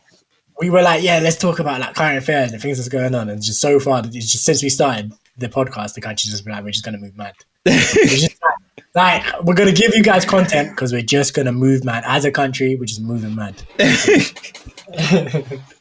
I'm like, fair enough. You give me something to talk about. Yeah, give us content. Yeah, appreciate it. Yeah, man. But onto some lighter things. Lighter, nothing's gonna be lighter than sexy Prince William, man. I think. Actually, yeah, that was light. Maybe you laugh more than that. No, that was definitely a light topic, man. But you never know. He might grow into it. Maybe they're predicting the future. That's true. Maybe as he's gonna. I mean, to be fair, he's already fallen off. But maybe like he gets back on the wagon and starts He's gonna grow up. like a fine wine, as they say. You know what? Because obviously this is different. But you know when they had the whole Meghan and Harry thing, and Meghan, they had him in the news quite a lot. They started bringing out pictures of him when he was younger, and like. They were saying how he fully got Diana's genes, he looked good and stuff, and then now after he's turned his back on Diana and turned his back on Harry or whatever, he just looks like his dad or his granddad sort of thing. Yeah. I thought like the way Kate must have like because when she was trying to be with him, she got completely finessed completely. Oh my god, she saw him young and was like, "Hey, that guy's beautiful," you know. And then 10 years down the line, he looks like. He's sexy, he's the sexiest man in the world. So yeah, maybe she didn't. Maybe she didn't get finessed. She's winning. She's winning. Like she's related to top 10 bum, and she's married to sexiest bald man. She's killing the game, man. She's failing in all these categories, and clearly because she's the one not getting any of these categories. Where's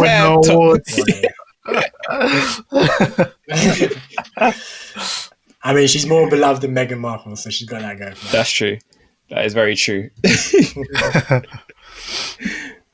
Absolutely ridiculous. But yeah, it is what it is. But what I was going to do, I don't even know how I'm going to segue it now. I can't like segue smoothly anymore. But I was going to bring Sorry, I killed your segue with the topics. I was going to bring up my that video that you sent about the cheating respectfully. Oh yeah, what are you saying? You with it? Basically, for context, I don't know what show it was on, but it looks like it was kind of American Real Wives of Hollywood. Notorious Queens is called apparently. Okay, there you go, Notorious Queens. But yeah, it looks like one of these reality TV shows types. So the lady was saying that her man's allowed to cheat as long as it's respectful, which. In a sense, is he's cheating. He's doing his own thing, but he's not going to bring home. The woman's not going to get pregnant when he's cheating. He's not going to catch any STIs or STDs from her. And there was one other thing I can't remember what the third one was, but there was. I think it was not to get caught. I think.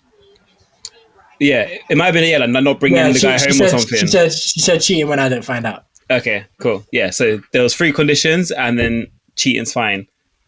What do you lot think? Yeah, can you cheat respectfully? I mean, cheat on or be cheated on respectfully. The question is then, what's the point of being in a committed relationship? Because she's still getting the benefits of the money. She's at. We have our life together. Yeah, our life is still together. You know, we live together. We probably have children together. We raise our children together. We have our life together. But if you want to go get your rocks off somewhere, go get your rocks off somewhere. Okay. But don't bring home any diseases. Don't bring home any other babies. And I don't want to hear about it. Well, okay, then why in that situation, because she's basically saying it's gonna happen, but just make sure I don't find out. Mhm. If it's gonna happen, then you technically already know about it. So what does it matter if you know specifically who it is? But there's Nah, knowing and there's yeah, there's thinking. knowing sort of and there's thing. knowing. Yeah. That's definitely a different thing. That's definitely a different thing. I don't know, man. I think it's wild. I would never be able to be a part of that. Yeah, Any it's side of that ridiculous. situation. It's absolutely ridiculous. Like, what are you talking about? Like, nah, I feel like that would even like. I don't think I would even cheat to begin with, just as a disclaimer. Yeah. But I feel like I would rather cheat in a normal way than cheat. Like, You have permission to cheat. This permission thing is like, yo, This is weird. Why would I want to? What are you doing? Yeah. Wait, hold on. Like, this is going both ways. Exactly. you let me cheat as long as you don't know about it? Nah, something's fishy here. What have you done? Exactly. Yeah, Nah, it's that's crazy. I'm assuming that obviously because I'm assuming that the guy is probably a basketball player or something, and she's getting quite a lot of benefits from being with him that she doesn't want to lose, and that's probably the only reason why this is acceptable. I think that's part of it. Like, she's obviously like, I'm guessing this show is about some super women, but some women that are like connected to some men of some like kind rappers or basketball players or men of something. some kind of wealth and fame or whatever. But I think her point is like, men are gonna cheat regardless. So if you're going to cheat, these are the rules. And I'm like, yo, if that's your belief and this is how, like, that's so low. That's You're like, the wrong guys, clearly.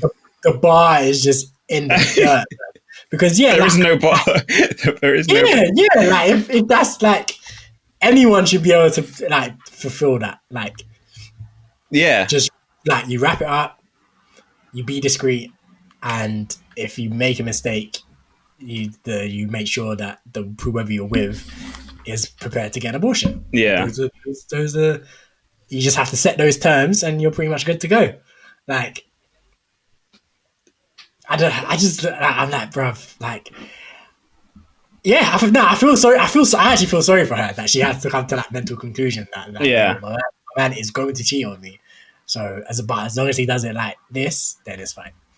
Her friends need to talk to her, because the fact that they just sat there and listened to, I don't know what happened after the clip, but they need to tell her that is not right in any shape or form to be it's basically an open relationship, but it's not, because you don't want to know about it. So it's an open relationship, and it's one-sided, because I don't think she is doing it. And like, I'm just like, bruv, like, I'm just like, you actually don't have to accept that. I'm like, it's not something you actually have to accept. I'm sorry. Like, nah. But yeah, she's like, no, anything else we can work through. I'm like, fair enough, man.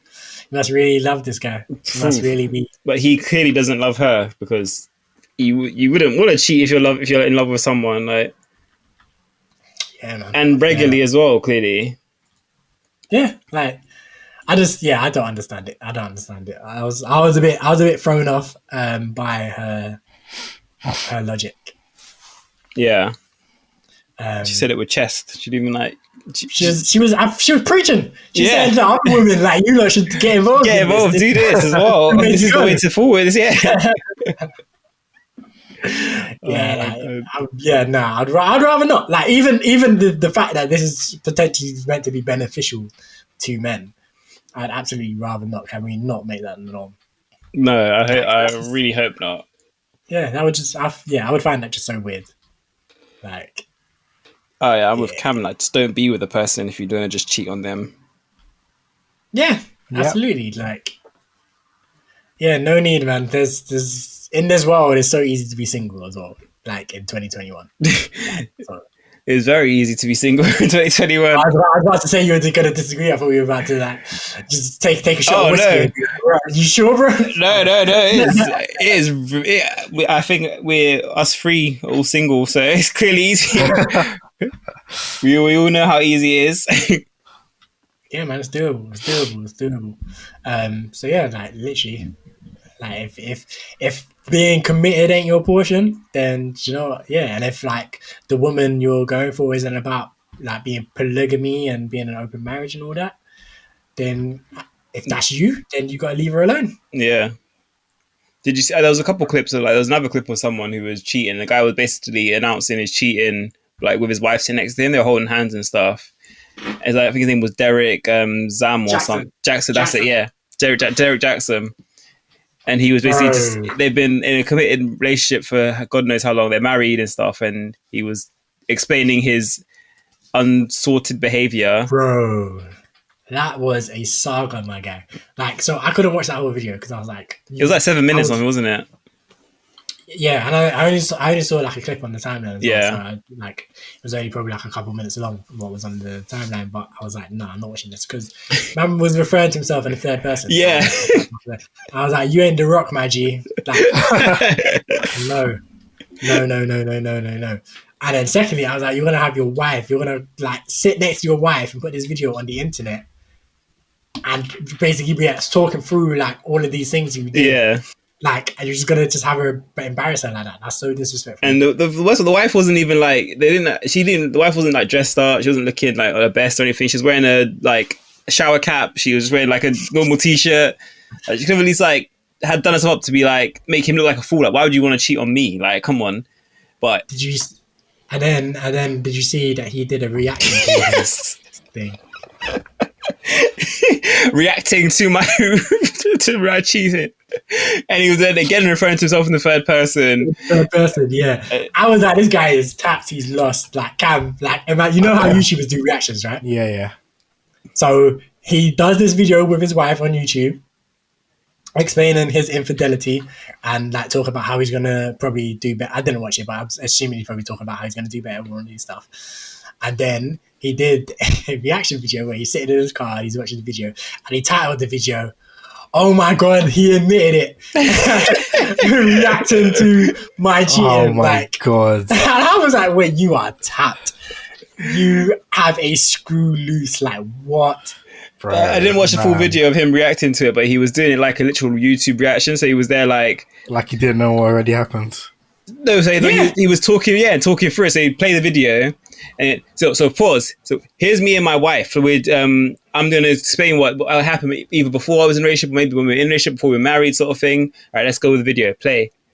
Pause. So there, like kind of that kind of thing. It was like a YouTube reaction. It's like, and who is this guy? What is he? Apparently, he's a relationship guru, blood. Yeah, and apparently, if his advice in that situation to his wife would have been to leave him, if you get what I'm saying.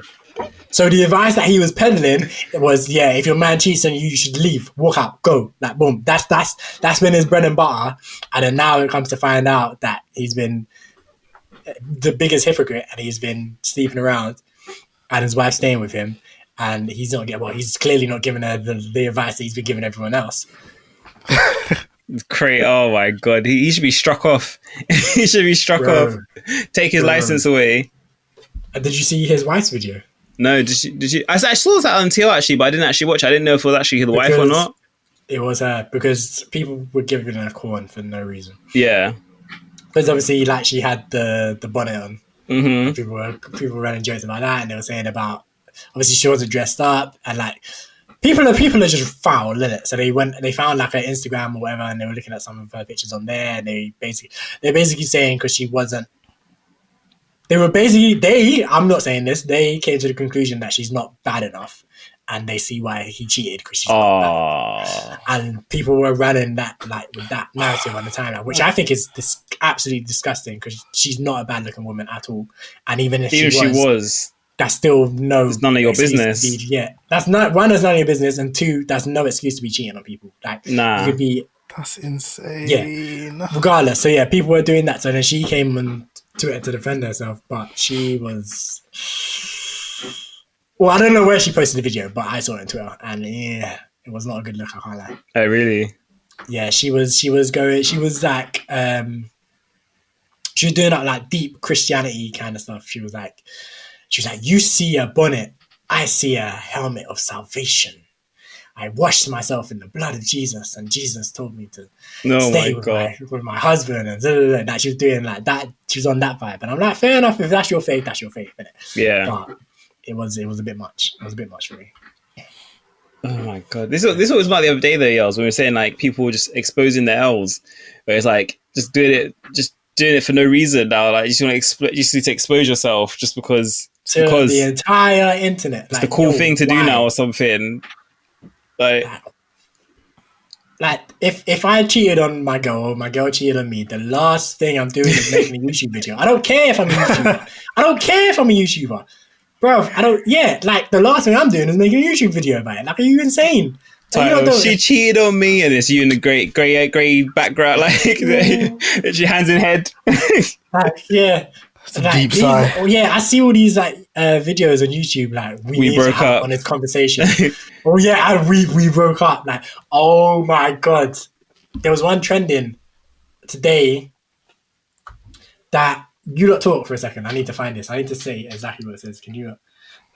You lot talk about the helmet of salvation. The helmet of salvation. What the hell are we going to say about helmet of salvation? About the ludicrousness that she's going through. Oh my God. People are wild these days, man. I really ain't got time for them. I think it's crazy though, like because people preach mental health and all this kind of stuff, and then when someone like dies or someone kills himself on Twitter, they'll all be on timeline, RIP, this, that, and then when like someone like her who she's posted a picture and they go on her timeline and just cussing her, and if she killed herself, then people will be saying, "Oh my God, RIP, she shouldn't. It was because her husband cheated, she died." Like not because people were dragging her through the timeline. I don't understand what's wrong with people. Oh, sorry. Yeah. Sorry, I didn't mean to like try and cut off your conversation. I'm sure. So this YouTuber James Charles, I don't know if you've heard of him. Yeah. I never heard of him until the other day, but he's posted a video. Big time. I mean, I'm old. You don't need to point that out, my guy. But he posted a video and he entitled it "Holding Myself Accountable." What do you think he was holding himself accountable about? Probably like his makeup range or something like that. Yeah, that's what I was going to say. Nope. Try again. Something far more serious than that. It's actually something serious. Something very, very serious. He doing up cheating. His racism thing. Nah. Messaging underage boys. Ooh. Wow. And he posted a video about that. Posted a video called "Holding Myself Accountable," where he talks about the fact that he has messaged underage boys. Wait, is this a thing? I've not seen that anywhere. Like before the. I don't know if you can. Yeah. I can't see it, but before the whole. I guess I've not seen that him. Put your hand behind the phone. Put my hand. You have to like cover your face. Yeah. Nah, it's not gonna. Don't worry. I've not seen this about him anywhere, sort of thing. So clearly, that's just him just bringing it out for himself. Because I've not seen any. Maybe I don't really follow his talk or anything. Yeah, no, I'm pretty sure he outed himself. I saw a BBC article about it, and as far as I can tell. I didn't actually read the article, so sorry. But as far as like the headline of the article was like James Charles, YouTube star admits that to messaging underage boys. Yeah, it looks like he just came forward voluntarily and gave this information to the internet. That's insane. I personally feel like he should be locked up because not even like he should definitely he should have a trial at least. There should something should be happening here. I'm in two minds. In one mind, I'm like, why would you make this video? What are you doing? Like, that doesn't even... Like, why would you bring that to the internet as an individual? But secondly, I'm like, yo, I don't like the police, but police... Do something. Get out of the clubs and go grab this guy, imagine. What? That's mad. Usually, whenever these kind of... Because, these things happen too often for these social media people. Like, they're just talking to underage people and whatever, like, just moving mad. And generally, the way I see it is that the person in question usually just disappears from the internet, rather than like they don't really make a big statement about whatever's happened. They either make a quick Twitter post with an explanation of the situation and then disappear, or whatever, or they just disappear. Like you hear that something happened and then you don't see them ever again. But I've never heard of someone openly coming out and saying, "This is what happened. I did this," and it's about talking to underage boys and whatever. Like that's crazy. Yeah, sorry. There was allegations. Someone had accused him of grooming, and so he's basically come out and said, "Yeah, I was doing a bit of that." Wow. But he's basically said that, "Oh, I didn't know they were underage. I should have." He was. I've just been looking through the article here while you've been talking, but yeah, he's basically saying, "I didn't know they were underage, but I should have checked." He's basically trying to like say, "Oh, I had no idea." Like, "Oh, I'm sorry that I should have checked, but I didn't." Like, it's my fault. I've taken accountability, but I had no idea. So he's not taking accountability, really. Then he's defending himself, but he's trying to defend. He's trying to like keep everyone on side. Yeah. Then he's doing the whole, I'm innocent. This is why I'm coming forward and I'm admitting this because I'm like, I would have kept quiet if I was wrong, sort of thing. Yeah, I just would have denied it. It's bullshit. When do you ever talk to someone you don't? One of the first like top questions you ask is what? How old are you? Where are you from? They're like the basic questions you ask someone. Not just message them blindly. Group trying to do maybe he's famous, so these famous people move different. They'll just message someone, then obviously the person they message will get gassed because they see, oh, James Charles with 22 million followers. He's messaging me, so they'll get gassed. They'll try it. They'll instantly be into it, and they're a kid, and it's mad. It's mad. It's crazy, man. Yeah. This world is insane. Social media is a terrible place. It really is. Truly is. Social media is horrible, but guys, we have our first piece of breaking news. Oh. Since I was just quickly looking on the news site to obviously read up about the James Charles thing, I've just seen that COVID passports are indeed going to be a thing. So I believe in terms of you'll need basically registration to show that you've had a vaccine to go to the following places. So major sports stadiums, nightclubs, festivals, theatres, concerts, and the cinema.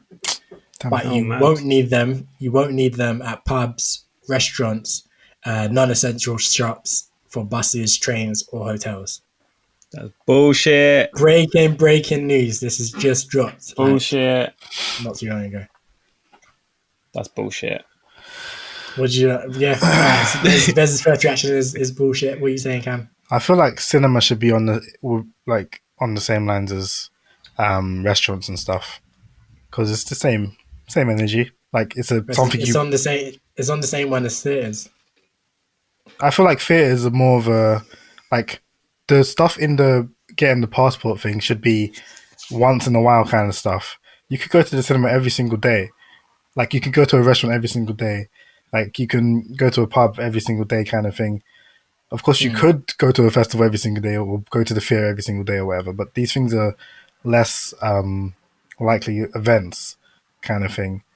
So it makes sense. Like one-off kind of treats. Yeah. You don't go, like most people don't go to every sports game every week. Yes, and cinema is such a common thing. It's something you can just do just to chill, just a chill thing. But now you have to have proof of vaccination, which is long. I don't get it because from the vaccines right now, you can't. If you have a vaccine, if let's say you have a vaccine, I'm vaccinated. All three of us vaccinated. We still can't chill with each other, like with no social distancing, no masks, no nothing. We still can't chill with anyone. So what's the point in bringing a vaccine passport so then you can then go to a nightclub when the vaccines you still can't chill with someone who's both vaccinated? So it doesn't make sense. Yeah, I mean, it's a bit mad. Like, I can't lie. I'm actually a little bit shocked. Like, I'm not shocked. I just they, think there's, shit. I mean, they're stepping back because they were gonna. I think they were gonna do pubs and bars and restaurants and stuff as well, and they're stepping back from that. But yeah, no, I'm a little bit surprised. Like, I was thinking that they would fully like. I was thinking that because they were talking about it, but I was thinking they're not going to go through with this. They're not going to go through with this. They're not going to go through with this. But now it looks like they've like officially set out the list of what it will be, and they've given that list to the press. And apparently, he's doing an announcement tomorrow. Monday. I saw he's doing something on Monday, and he's announcing What's tomorrow? Sundays tomorrow. Okay, I mean, yeah, I'm looking at the Sun at the moment. And they said tomorrow, but maybe it's Monday. So yeah, I saw you had a new announcement on Monday that was going to be like about four new things that are going to like be changes for the whole COVID roadmap and stuff like that. But yeah, I mean, well, boy, life is gonna be mad. Life is gonna be mad. So you need to basically, they're saying you'll need to provide proof of having a jab, of having a test to prove that you are COVID free, or natural immunity. You'll have to do an antibody test. So proof that you've been vaccinated, proof that you've done a COVID test, I guess recently, and it's come back negative, or proof that you have antibodies. Boy, we're just gonna, we all just gotta get used to like needles and things going up our noses. And, it's disgusting. I'm good, thanks. I'll just stay in my house. It's fine. Lockdown extended for me then. Boy, I've already got club tickets, so something's gonna have to happen. I've got festival tickets as well. We've all got club tickets. Say we've all got club What tickets. festival are you going to? Bournemouth Sevens. Well, meant to be fancy anyway. Don't know about that anymore. fair. But yeah, no. So yeah, that's crazy. Kind of threw our podcast structure for a bit of a loop there. But yeah, that's some breaking news for the people. Yeah, this was not planned. Yeah, man. You heard it here first, folks. But yeah, that's wild. What were we talking about before? I literally can't even remember. It's literally Talking about me. social media James and how people Charles. be moving wild. Yeah. Oh yeah, social media is mad. Social media is the wild west. People just do anything on there. People just say anything on there. Like I saw a tweet today about how it was account appearing to be an elderly white woman, and she retweeted something like some pictures from a interracial couple, and she just basically said, "I love interracial love. Like I used to get prosecuted for it back in the day." And then she like replied to that saying, "Tyrone, where are you? I miss you." This ain't the 50s no more, baby. I was dying because that's just absolutely wild. But yeah, social media, wild place. Wild place. I hope Tyrone sees that. Bro, imagine it's that Tyrone guy, man. I'm Tyrone. Oh my. I'm Tyrone. I need to fuck your wife. Long dick stick. Man was fucking people's wives from long time ago in the 50s. Long time, the 50s. He look good for his age then, man. Black don't crack. I'm Tyrone. I honestly can't imagine an old black person named Tyrone. Feels like such a young name. It does. Yeah. Definitely feels like a youth man name, but clearly that's what I think it's probably a joke. Someone's probably playing behind that. Yeah, but it's funny because the name was Amine, wasn't it? Which is the rapper's name. So I'm sure it's just some joker messing about. Yeah. But still, it's a good tweet. That's a good tweet. That's why social media is funny. That's the good side of social media. Social media has always been good for jokes. Like, and I think that's probably why I keep it around. Same. Like, because it's always been good for like just moments that you just be dying at. Absolutely be dying at. Like there's so much like toxic stuff going on there. There's so much like nonsense. But yeah, sometimes you'll just open it and you'll see something and I feel like, yeah, this is so dying for ages, isn't it? Yeah, it's just so funny. Because I saw something where like some guy posted a picture of him. He cracked his head, like he had an accident, and his head like was dented in, caved in. Yeah, and then the comments on it were just, they were savage. They were just ripping him apart. Like it was just like there was a, you know how noodles fix like if you have a broken sink, noodles can fix it. Someone put like the noodles in his head. There was one that someone had like a plunger on the head, and like then had the next picture where like a plunger pulled it out, sort of thing, and then his head was shit. Oh, Like, the comments on people it are were taking the effort to Photoshop this man to make a joke. yeah. It's terrible. Yeah, that's fully laugh at my pain. Like That's literally that's the dark side of it, because it's so like, the comments are horrible. Like, even I was just like, oh, this is peak. Yeah, but this is why, again, you just don't put anything on social media. Nah. If you're not prepared to get jokes, it's a situation that you don't want jokes to be like random. Don't put it on social media. Yeah, it's true. Like, it's true. Because people will just come and they will just do the most. Regardless of what it is, people will cuss you fully on it. So yeah, man, it's tragic, man. But yeah, no, I hope he's good, man. Because yeah, his head is. I saw that as well. His head is looking in a bad way, in a very bad way. Yeah, man. But what do you not think about like social media and that? Do you think? I feel like we've spoken about this a bit before, but do you think it's a force for good, a force for evil, a force for what? I think it's just inherently toxic. Like, there's too much bad to outweigh the good. Like, I don't, in my opinion, because the good is like just like few and far between. Where like, I don't know, like people tweeting about like someone who's gone missing, and then the word getting out and that person being found because of social media. That's like something that rarely happens. But then every day, it's trying to, obviously, yeah, now it's it's trying to happen now with Richard and that. Yeah, there's been a lot of people come, like you said, and that there's actually a lot of people like going missing right now or of late. Yeah, I've seen it. I've seen quite a few. Obviously, at the moment, Richard is the big one because he's been the police tried to muck about at that one, but yeah, like obviously, hopefully everyone is found and safe. But yeah, like you say, Cam, yeah, that is definitely a good part that like you can share. You can say someone's missing, and you can have that like that person's picture shared throughout. If he's like missing in London, you can have that picture shared throughout London, like almost instantly, just because of social media and everyone can see it on their phones and whatnot, which is good. But yes, you're also right in terms of very toxic. Can't take anything seriously on there, like just as a general rule, everything's a joke on there. Everything and everyone's got an opinion on everything, and it is a bit much. It's a bit much. So yeah, but what about you, Bez? Force for good, force for evil, force for a bit of both. Like I think it's a bit of both. Like, I do like. I gotta say, I do like Twitter. Like obviously, I don't really use Instagram too much. Don't use Facebook at all.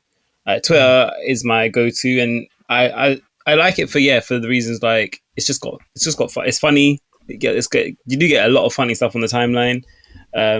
You get like kind of I get my news from Twitter now. Pretty much, I don't like no one reads a newspaper anymore. I get my news from Twitter.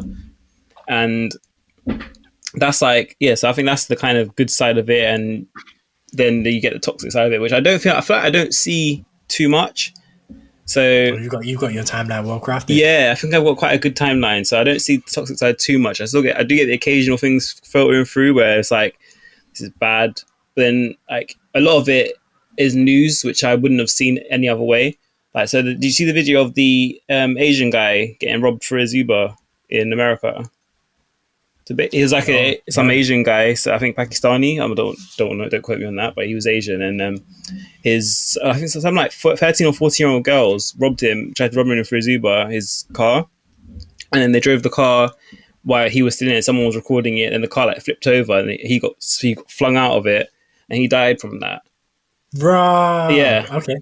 So it's madness. I would that's the kind of news that I would see on Twitter, which I would never have seen any other way. So I think it's good to just kind of see what's happening in the world. Keeps you connected. It keeps you connected to the world sort of thing, whereas I wouldn't see any other way. I feel like that story there is also a reason why social media is bad also. Because those girls, if they recorded that, then they were doing it to post it online, that kind of thing. to. It was someone. It was a bystander who recorded, which again okay, is okay, like okay. it is like you are just recording something when you could be doing something, but then recording can also shed light on the situation where it could help in the long run, sort of thing, getting them arrested. Yeah, or if it was a bystander And I was recording gonna- it, then it's something different. And I was going to say joyriders have been joyriding for... No, and Yeah. obviously, they have been. I know that, but yeah, And then there was like the girl who was coughing on the Uber driver as well. You must have seen that I one. saw that one. Yeah. I saw that one, yeah. Which again, social media, I wouldn't have seen it any other way. So I think it's good to just for stories and news and But I stuff. feel like it's a tough one because at the same time, like it is a bit. Sometimes like these things can just be like overwhelming. Yeah. Because obviously there's the Derek Chauvin trial happening at the moment in Minneapolis. Yeah. For the murder of George Floyd. And like just my timeline has just been like there was a day in particular. I think it was the day that the race report came out that we were talking about earlier. And so there was that, and then there was the George Floyd trial, the Derek Chauvin trial for the murder of George Floyd, and there was the Pimlico school, and all of these things were just on my timeline at once, and I'm just like, yo, like that's just quite exhausting to be like just generally just be seeing all of that happening all at once. So it's like a good and a bad thing because like, okay, cool, maybe I wouldn't have been aware that all of these things that were happening. But you don't want to see it. At the same time, it's still like, it still can be quite overloading and when it's like, just lots and lots of all day, like, whatever. So I think especially during the Black Lives Matter riots and protests and stuff like that were happening, that's when my time I was just overloaded with it all, and I thought that was when it's like, oh my God, I don't really want to see it anymore, sort of thing. It's just depressing. Just go on Twitter. Which I just go on Twitter for laughs, really. So going on Twitter and seeing all this kind of serious stuff happening in the world, it's like, oh my God, this is just. I would first day maybe it's like, okay, I'm glad I know. Now it's like second day, okay, this is still happening. On my third day, it's like, this is a lot. It's just depressing me today. I'm getting depressed looking at this sort of thing. But it's good though. I think for example, that example was good because it helped in a way sustain the it made it go on for longer, sort of thing, kind of push it forward or whatever, which and it kind of kept the conversation the fact that was all that was being pretty much all that was being discussed. It kept the topic in the forefront and it helped. Mm-hmm. It made as performative. I can't even say the word. As performative. Yeah, that's what it is. Performative. Performative. Is that it? Yeah, I feel like there's an extra, another syllable. No, I'm sure it's performative. Yeah. Okay, you're right. Now that you said it, it sounds better when you say it. But as performative as it was, it made a lot of companies and the governments and stuff like that. They had to release their social media. They had to release social media statements as well because of how much it was dominating that space. Yeah. They had to kind of get involved in that. They couldn't because everyone on Twitter and Instagram or wherever was talking about Black Lives Matter or whatever. Mm-hmm. It just would have been mad tone deaf for Nike to talk about their latest shoes that just dropped. Yeah, that's true. It just people would have just gone. People would have got at them as well. Mad. Yeah. I remember on Instagram where there was influencers posting selfies and people were like, "No, there's not a time for that." Yeah. Get out of here with your selfies. No one wants to see your face. Yeah, no, that's true. So again, it's just positives and negatives, but it is rough sometimes. But I think it can be a very toxic place as well, though. Because as you were saying, you post anything and you're going to get ripped and dragged for it, even if it's something. If it's something, you might do something good, you might go and give money to a homeless person. People will comment on it saying, "Why are you filming it? You should be doing it in private. You're doing it just for the clout. You're doing it for this. You're doing it so that you're just going to get dragged for it. So it's a very toxic place." Do you know JME? Yeah, the rapper. Someone came on Twitter and said, "I just saw JME buying food for a homeless person. He's such a real one." And bro, if you just saw the replies to that, people were like. He said, "I just saw JME buying food for a homeless person. He didn't film it. He's so real." And then there were people who were replying, "If he didn't film it, why did you come here to tell everyone that clearly JME didn't want anyone to know?" It's well, how do you know that? He just didn't film it. He probably he didn't want to film it and post it himself because he didn't want to dehumanize the person. But maybe he doesn't mind other people knowing. Yeah. Then people were like, "What does giving a homeless person food, how does that make him real? Like, that's just general human decency. And I was like, blood. Oh my goodness. Can't you not just like either just go, like, take this information, just go about your day? Like, if you're not gonna say, okay, no, that was nice of him or whatever, like, just go leave it. Yeah, it just doesn't matter. Like, it really doesn't matter. Like, people doing all kinds of think pieces about this. Cause I don't know. You obviously saw Claude from FTV died as well. Recently, I think it was on Thursday or something.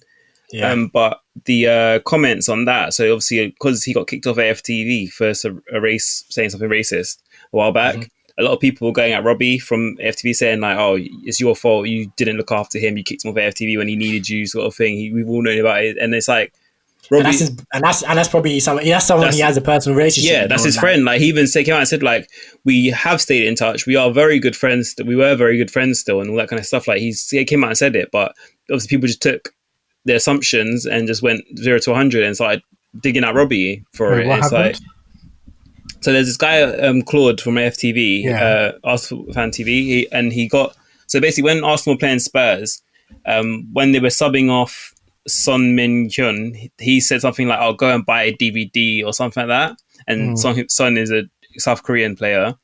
So obviously DVD is an Asian thing so they kicked him off for that because they said that it was obviously in this current day and age, like, people were going at them for it, and so he got kicked off FTV. But he already had a very big history of depression and a lot of issues with that, with mental health. Yeah.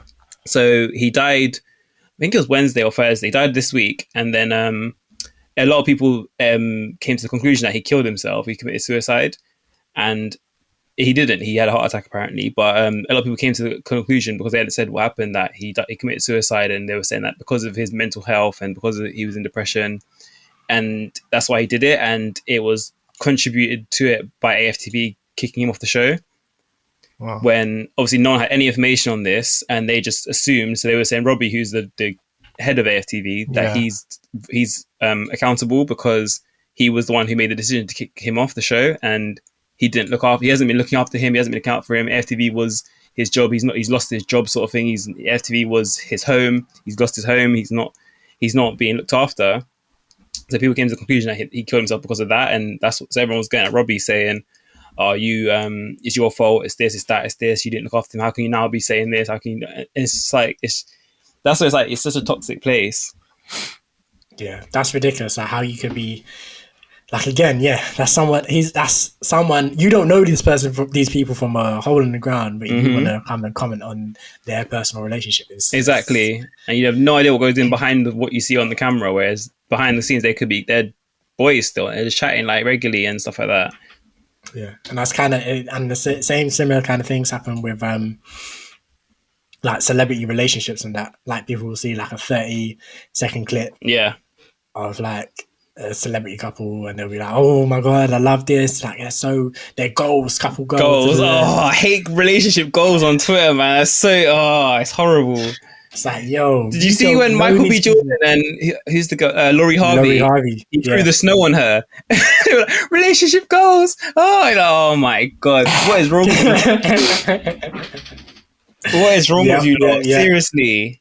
And then on the flip side, by the same token, they'll see like a 30-second argument of them like arguing or something. And it's like, "Oh my god, how can he speak to her like this?" Yeah. And it's like, you don't know the nature of their relationship. You don't know nothing. You don't know what's happened. You don't know the context of the argument. You don't know nothing. But yeah, like I said, everyone's got an opinion. It's like an arsehole. Everyone's got one. Damn, Des coming with the proverbs. Bit of proverb knowledge for your for your head top. But yeah, I feel like we're getting to that period where I would run the jingle. Just for the listeners. I knew you were going to say this as well. I'm just saying, of course I'm going to bring it up. Obviously, for the last few episodes, we were talking about we need a jingle for our closing segment, which we call "What Are We Watching?" So I had some jingle ideas. I pitched it to my boys here, and I said, "Man, them, I need your cooperation on this. I need you to send me some audio," and neither of them did it. Cam, do you remember him asking for this?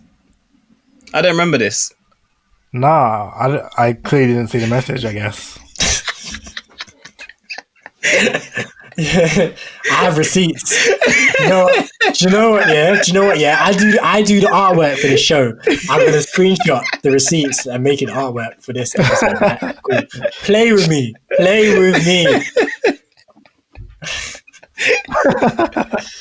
So it's no longer on me. The reason we don't have a jingle for this segment is no longer on me. It was on me because I kept forgetting to do it. But I brought the ideas to my boys and they shot my ideas down. I refused to do it. So now we don't have a jingle. It's on them. Use your audio. I'm not doing it by myself. You said you did it. It was meant to be all three of us. It's meant to be all Send three your of us. one through. Let's hear how it's done, and then we can do ours. Nah. That's not how it works. Why not? That's not how it works. That's not how it works. We ride together, we die together, bad boys for life. doing the trio thing. Oh, my stomach hurts. Yeah, but yeah, let's get into the what we're watching segment anyway. Who wants to go first? Actually, do you know what? Let me go first. I feel like I never go first. Yeah, I feel like I always throw out to you guys, but I never get to say first. And then what happens is, because I'm usually watching or doing something similar, I just start saying same. So I'm going first. So yeah, I'm still watching Castle. Yeah, that's still good. Again, I recommend that to anyone if you haven't seen it and you have Disney Plus. That's something to check out. It's kind of light-hearted, a little bit of propaganda, you know. How many seasons are there? It's quite a lot, isn't it? 8 seasons, I think. Yeah, And 22 episodes a season, or something like that. I think the first season is like a short one, 10, and then the rest are about 22. Yeah. It's propaganda, 100%. Like, it's definitely bigging up the police in many, many ways, but it's a good light-hearted show, I think. And it has like some good twists and turns and stuff. I like it. About halfway through that now, I think I'm on season 4 or 5. Season 5 now. Yeah, that's definitely a good show. I binge watched The One as well, which was pretty sick. The One, is that the Netflix one? Mm-hmm. Like when they take the hair strand and find your perfect. That was interesting. That was interesting. You should watch it. If you haven't seen it, you definitely should watch it. Like, it was, I binge watched it over 2 days, literally. Like, I think it was last weekend. Yeah, last weekend I watched it, Saturday, Sunday. It's only 8 episodes, and I think I watched like four a day. I'm surprised. I don't think that would be your bag. Why not? Relationship kind of. I love love. Yeah. I love love. For those who can't see the webcam, he's got to put up a heart. But yeah, like I found the concept kind of interesting. Like, obviously, yeah, the perfect match, and then the trailer just looked like it was just going to be just crud. Like, it just looked like it was going to be like just loads of like controversies going on. Yeah, and it definitely was. So yeah, I found it interesting. And I had like thoughts and opinions of whether I wasn't sure whether I would in real life, if I would ever take that test. Like, if like that company came out and they were like, we could find your soulmate if you just send us your DNA. Yeah. Like, obviously we were talking about DNA earlier. I sent DNA to companies, we both said that we wouldn't do it. Yeah. So would I do it to find my soulmate? I was a bit like, I don't know. And then after watching the show, I was like, hell no. Hell no. But hell no. But yeah, no, it's definitely a really, really good show. Like, I definitely recommend that to anyone. And obviously, yeah, I think I'm hoping and praying that they do a season 2, because they left it on a bit of a cliffhanger. So I'm hoping they continue. But yeah, no, definitely I recommend it to both of you to check out. Oh, I've seen it. Oh, you seen it? Yeah. Oh, shame. Okay, yeah. Do you recommend it as well then? Yeah. Yeah, it was good. It was interesting. I forgot how it ended until you just said that, and I remember like, oh yeah, okay. It had a bit of a saucy ending to it. It definitely does. So yeah, I wanna see where it goes from there. What else have I been watching? I've been watching on Disney Plus, like the classic 90s X-Men. The 90s X-Men and like 90s Spider-Man as well. Just casually as well, just, you know, because why not get involved in those superhero stuff. And then I think that's pretty much all I've been watching. And other than that, I've been playing Watch Dogs. I finally got around to getting Watch Dogs Legion, and I swear I love it just because it's in London. It's just so different. Like I Yeah. didn't realize exactly how different it would be, how different it would feel to be driving around the streets. Like the fact that you're driving on the left hand side of the road. Mm-hmm. Like when you get in the car, the steering wheel's on the right.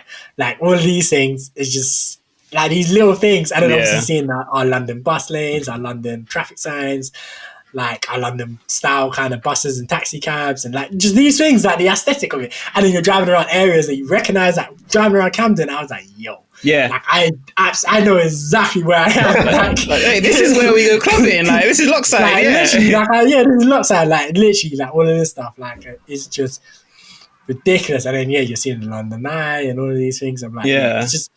I want more. I absolutely want more. I would love them to just kind of upscale it a bit, just so it's actually London, because it was like they had parts that were like exactly like London, but then obviously bits like, so I went to my work and that was like similar, but the road was a bit different.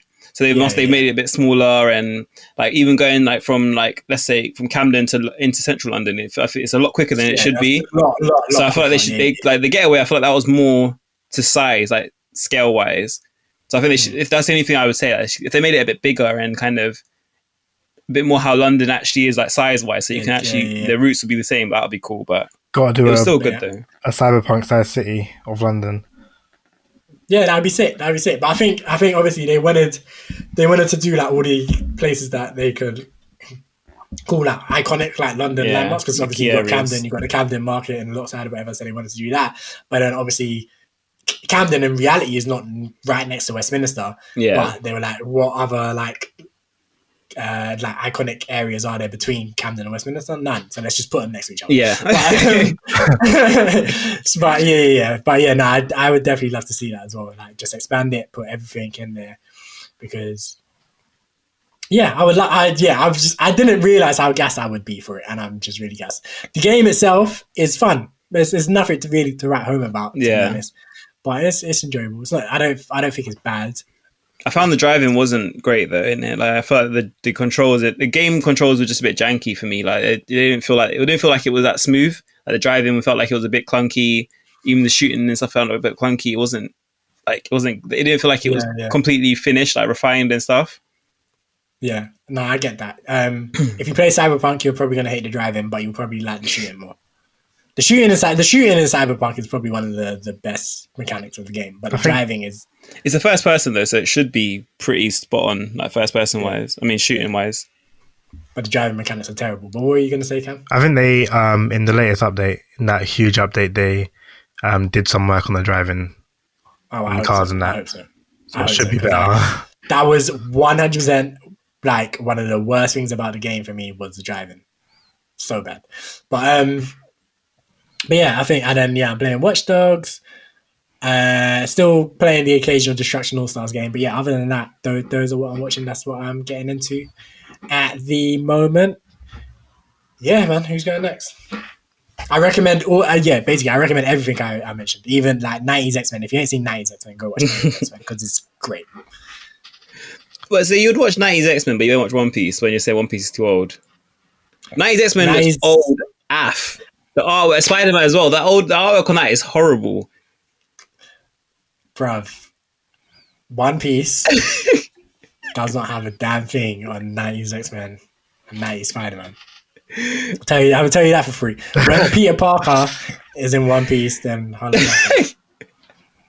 when you got someone as badass as Wolverine in One Piece, Zorro is about there. You know he's not. You need to watch it to find out. I've seen enough. You haven't. You've seen nothing. I've seen enough. You've seen nothing. I've seen it. First episode 1 of X-Men, 90s X-Men, Wolverine comes like through like a G. Yeah. Clearly, you can't say the same about Zorro. So. One Piece is a story. X-Men isn't a story. It's just a one-off. Each one's a different kind of... It's a story. Is it? Well, it's a story. As in, like, each episode is just a different kind of its own story. So is One Piece, though? No, One Piece is a whole overarching journey. Yeah, it's a journey. But episode is still like there's still episodes that have no relation to the episode before it. They do. They're arcs normally. So they'll have like, so for example, you have like one episode where Sanji's fighting the cook, let's say, and then the next episode he's talking to the cook after they've just finished fighting, sort of thing. X-Men has arcs as well. They have the Phoenix arc, which is a long like arc of like Jean Grey. They go to spoilers, but this came out in the 90s. If you ain't seen it, to be fair, but yeah, they go to space, which is about 3-4 episodes. Then while in space and they're coming back, Jean Grey gets imbued with the Phoenix Force powers. And then like they're trying to deal with that and cure her and figure out ways for her to control it. Then the alien like race tries to invade, and Jean as the Phoenix basically stops them. Then Jean as the Phoenix goes crazy and she becomes dark and she's being manipulated and all these things. Like this is a good like 20 episode arc or something. Okay, like, fair enough. Really long. And yeah, there's other like storylines because like, it's the same, bro. You're not even understanding. It's like it's the same thing. It's like obviously One Piece is an adaptation of the manga. The 90s cartoons were more closely adapted. Can't even speak English, my god. Yeah, we're more closely adapted from like the comics. So obviously the same way manga has arcs, comics have events and arcs, stories. As well. Yeah, true. Okay, fair enough. So yeah. Still, the artwork is horrible. It's not horrible. Like especially 90s X-Men is like iconic as well. Yeah, but it's horrible though. Like, and especially Spider-Man as well. I remember like Peter Parker just being bulky. He was like he's hench. He's Spider-Man. He wasn't hench. He was just some fat old man. The old 90s Spider-Man. Nah, not the one I watch. He's not fat. He's not a fat old guy. He's not old, but he's like in his 30s probably. No, he's a photographer for the Daily Bugle, so he's not in like school and stuff. Like it doesn't start with him in school like a lot. It's the one where he wears like the green polo shirt, right? And yeah. He's kind of buff, but he's a grown man. He's not in his phase now. I would say he's probably like early 20s. Early 20s? No, because he's still studying as well. Nah, he's still studying as well. So from my memory, he was like pushing 40 in that show.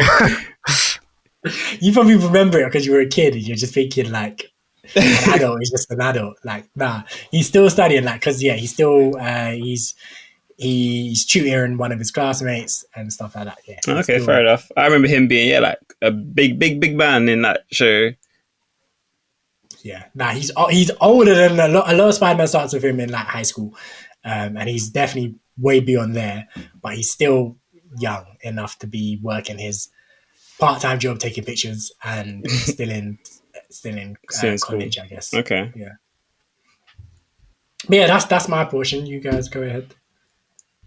What have I been watching? I'll go next then. I've been watching. So I finished or caught up to Snowfall, which is actually a very good show. I recommend that show. It's still like season 4 now, but it's a pretty solid show overall. I've watched Jujutsu Kaisen now, but not all of it. I'm up to date on the English dub. I'm actually pissed that I started watching it early because there's still like 8 episodes left, and I can't bother to wait. It's a very sick show, very very good show. I haven't watched anime probably all year. That's really bad. Wow, this should be your next one. I tried to watch High Rise, whatever that one was called on Netflix. Oh yeah. And I just couldn't get into it, so I left it. Now you should watch Jujutsu Kaisen though. It's like Jujutsu Kaisen though is definitely on my radar, but again, like there's so many anime that's on my radar. That should be your next one because like it gives me like almost Naruto kind of Demon Slayer kind of. It's like Naruto vibes for me because it has like a white-haired teacher who's basically Kashi. They have like a guy with a demon inside of him. They got the 3-man team sort of thing, and then so it's like similar to Naruto in that sense. Yeah. Okay. And then it's like levels of like Demon Slayer kind of anime wise. So Demon Slayer is solid 9 out of 10. Yeah. Very good show. Yeah, I hear that. I was just mad that I caught up to where it's going. I wanted to technical. I wanted to just finish it. Why don't you take us through what you're watching at the moment? I was sort out what he's got going on. Am I okay now? Yeah, can hear you now. No, I could hear him the whole time. Yeah, I think you froze. I froze? Yeah. Your cam froze as well. Yeah. So that was all you. Oh, Bez is frozen on mine. Damn. And it like on... Anyway, go on. Sorry, Bez, continue. And then what else have I been watching? I've been watching quite a few anime. So I watched this thing called Millionaire Detective. Quite a good show as well. It's like basically like if you had like Batman as a detective working for the police force. So this guy's just loaded. He's got unlimited funds. So he's got some like Jarvis kind of butler who just helps him out of all his different kind of cases. So he just basically, there was one where he's like, he kind of just goes to someone, just pays them $1 billion for their car, and then you see his bank account go, balance remaining unlimited. And he just walks off, just takes the car and drives off. It's pretty sick. Yeah. What else have I been watching? I think that's but yeah, I don't feel like I've watched that much this week. I watched the Justice League, actually, the 4-hour long one. Oh, what did you think? It's actually pretty good. I feel like I can't remember the first one, the original one, that well. So it felt like it was a new movie to me. But obviously with the bits, I do remember bits of it. So, but it still felt like a new movie. It was very long though. I couldn't watch it in the cinema. No way. I think in the cinema would be better. Like I feel like the reason I haven't watched it yet is because like for me to actually allocate 4 hours of my time at home to this one movie is a bit mad. But if I actually go out to do it like with the whole experience, I think I'd be more inclined and willing and able to actually do it. I feel like it was easier because I didn't have to allocate, because I could just I couldn't allocate Pause 4 it, hours come to back. watch something. Yeah, I could pause it, go get some food, come back. I could pause it again, maybe go toilet, go shower, go do whatever in between. Like I didn't have to, and I could play PlayStation while I was watching it as well. So it wasn't like I was sitting there doing nothing else for 4 hours. Whereas if I was in a cinema watching that, I would get so like antsy and I'd be bouncing around the whole time. I'd have to do something. I couldn't sit in 4 hours in the cinema. I don't think I could do it. I feel like they like with movies now, they might just start doing like breaks, like intermissions, like they do. Yeah. To be fair, this one had in it was 5 parts in it. So it was like, or 5 acts or something, or 6 acts or something. So it was like Act 1, the prologue, and then Act 2, the Act 3, that kind of thing. So they had like acts. So they could easily just do like an Act 4, have a little intermission, have a break, or even at each act have a little pause, get refreshments, whatever. But that would have made it like a 5-hour long movie, which is crazy. And I watched Godzilla versus Kong, which was pretty poor. Wish I hadn't watched it. Oh, is that dropped already? Yeah, it dropped on the 23rd, I think, of March, like a week ago. I was looking forward for that. I didn't even know it dropped. Yeah, it's not great. It really wasn't great. I literally didn't hear anything about it. So yeah, it must be terrible. I saw people saying it was bad. Yeah, all of the recent ones. In my opinion, they've all been pretty bad. I don't know why I thought like Kong was good, but Kong was alright. I saw Kong. Yeah, that one was alright. It wasn't great, but it had some moments. But Godzilla, I've not liked any of the ones I've seen of Godzilla so far. And yeah, that's about it. I haven't really watched. I watched something on Netflix. I can't remember what it was now, but like I can't find anything to watch on Netflix. I've literally been stuck with things to watch. So I just Brooklyn Nine-Nine. That's what I watched. That the season 7 came out the other day, so I watched that. Yeah, I love Brooklyn Nine-Nine. That's like one of the top sitcoms now for me. But other than that, yeah, it's not really been. I can't find anything to watch. I tried watching Shameless and couldn't get into it, so I'd stopped watching that. The American version? No, the UK one. I couldn't get into it. And yeah, that's literally it for watching. And then I've been playing a bit of NBA 2K. That's it. I haven't really played much PS this week. So I've just been playing, or these last 2 weeks, I've just been playing a bit of NBA 2K. And that's it. They've got a little challenge at the moment where you can go and play Michael Jordan, Larry Bird, and Magic Johnson. I was getting absolutely annihilated, and I quit. I quit because I had to mark Magic Johnson, and obviously my player is 6'2", 6'3", and I'm playing Magic Johnson, and he's like 7 foot. Magic Johnson was giving you buckets. And I'm saying, shooting threes and everything. I'm just like, this is pointless. I'm not.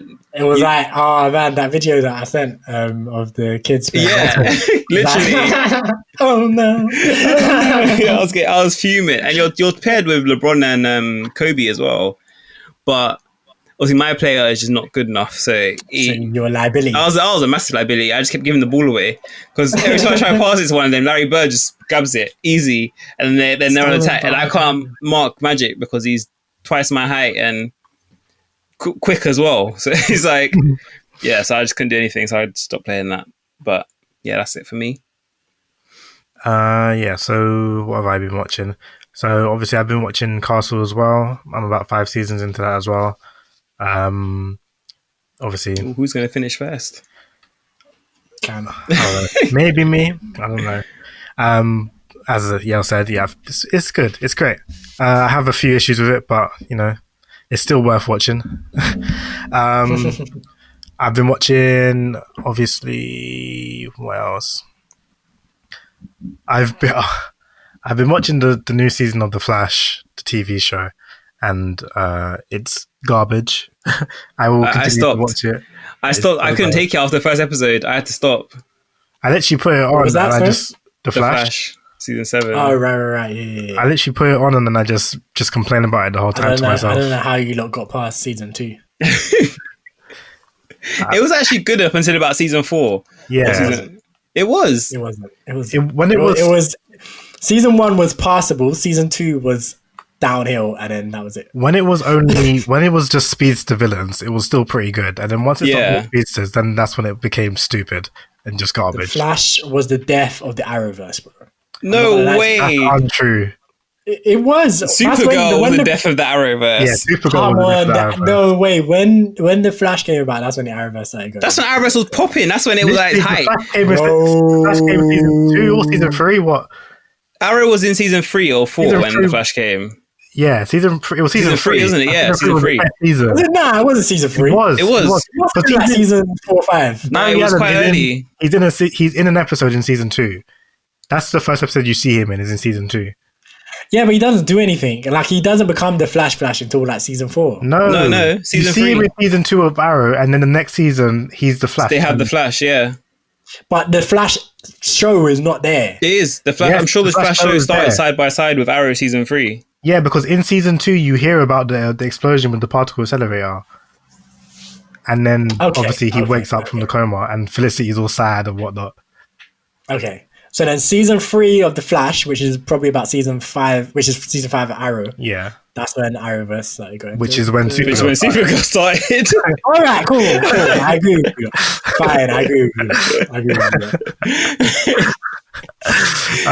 But yeah, I've been watching it, and it's really not good. It's really bad. I don't know what happened, and I just can't imagine anyone feeling good about producing this show.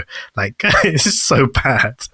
With the start of it, they've ended off the last season, haven't they? With the start of the season. Yeah, because of obviously COVID, they stopped. Yeah, so they paused filming. So, I watched the first episode. I was like, I can't take this anymore. I think the first 3 or 2 or 3 episodes is just finishing off the end of the last season. Yeah, and they're doing. I don't know if either of you read the Flash when during Rebirth, when they started doing like the different forces. Yeah, so they had the Speed Force, the Strength Force, and whatnot. They're doing that now, but it's like so slow and so boring. But I don't know. I'm gonna keep watching it, but it's bad. And then obviously a new anime season just started. So I've got a few new animes that I started watching. My Hero Academia season 5. Yeah, I mean, I have to catch up with that. I'm still on season 3, so I have to catch up to watch that. But I started watching. I don't know if either of you have seen Shaman King. I've heard of it. I haven't seen it, but I've heard of it. Yeah. So they're doing a remake of that, and so I'm going to watch that. I watched the first episode today, and it seems interesting, so I'm going to keep watching that. And then there's also Eden Zero, which is a fairy tale made by the same guy who made Fairy Tail, and it's literally it's literally just a copy and paste. Like they even have a character named Happy who looks exactly like Happy, and then the main two characters, it's like a male and female, again looking like Natsu and Lucy. My god, it's so funny that. And then, like, literally, the whole premise of the show is for the main character, the main guy, to go out into the world and make friends. Like, that's his whole like thing. And the amount of times he said the word "friend" in the first episode was extremely disturbing. And like, I'm expecting it to go downhill, but it seems like the power, the fighting style, and the powers in that seem interesting. So I'm like, he has the power to control gravity, kind of thing. So it seems interesting. Do you remember the character Plu in Fairy Tale, like one of Lucy's spirits? It was like the little snowman with triangle. Yeah, he but was, that he character. was actually from like the guy's show before, Rave Master. So he brought that character over from Rave Master to Fairy Tail. So maybe he's done the same with Happy, where he's brought Happy from Fairy Tail into this new show. It's bad though, yeah. I mean, I guess that's just what he does, but it's terrible. Like, it's so funny because I don't know. It's wild to me that you just take a character, copy and paste it, no changes, like literally the same thing. A cat, blue cat, So lazy. yeah, just chilling on the side of your main character. It's bad. But and then there's obviously a few animes that haven't started yet that I'm going to be watching. But yeah. Have you watched Attack on Titan yet? Anyone? Nope. I just remember I watched that this week and this last 2 weeks, and then they've recently announced that they've now split this last season into 2 parts. So season 4 just ended, like part 1. Now the part 2 is coming in winter 2022. They just completely just parred it. I was like, why the hell did I watch this? And then I've got another year to wait until the next part of the season. Just stupid. They're just rinsing it.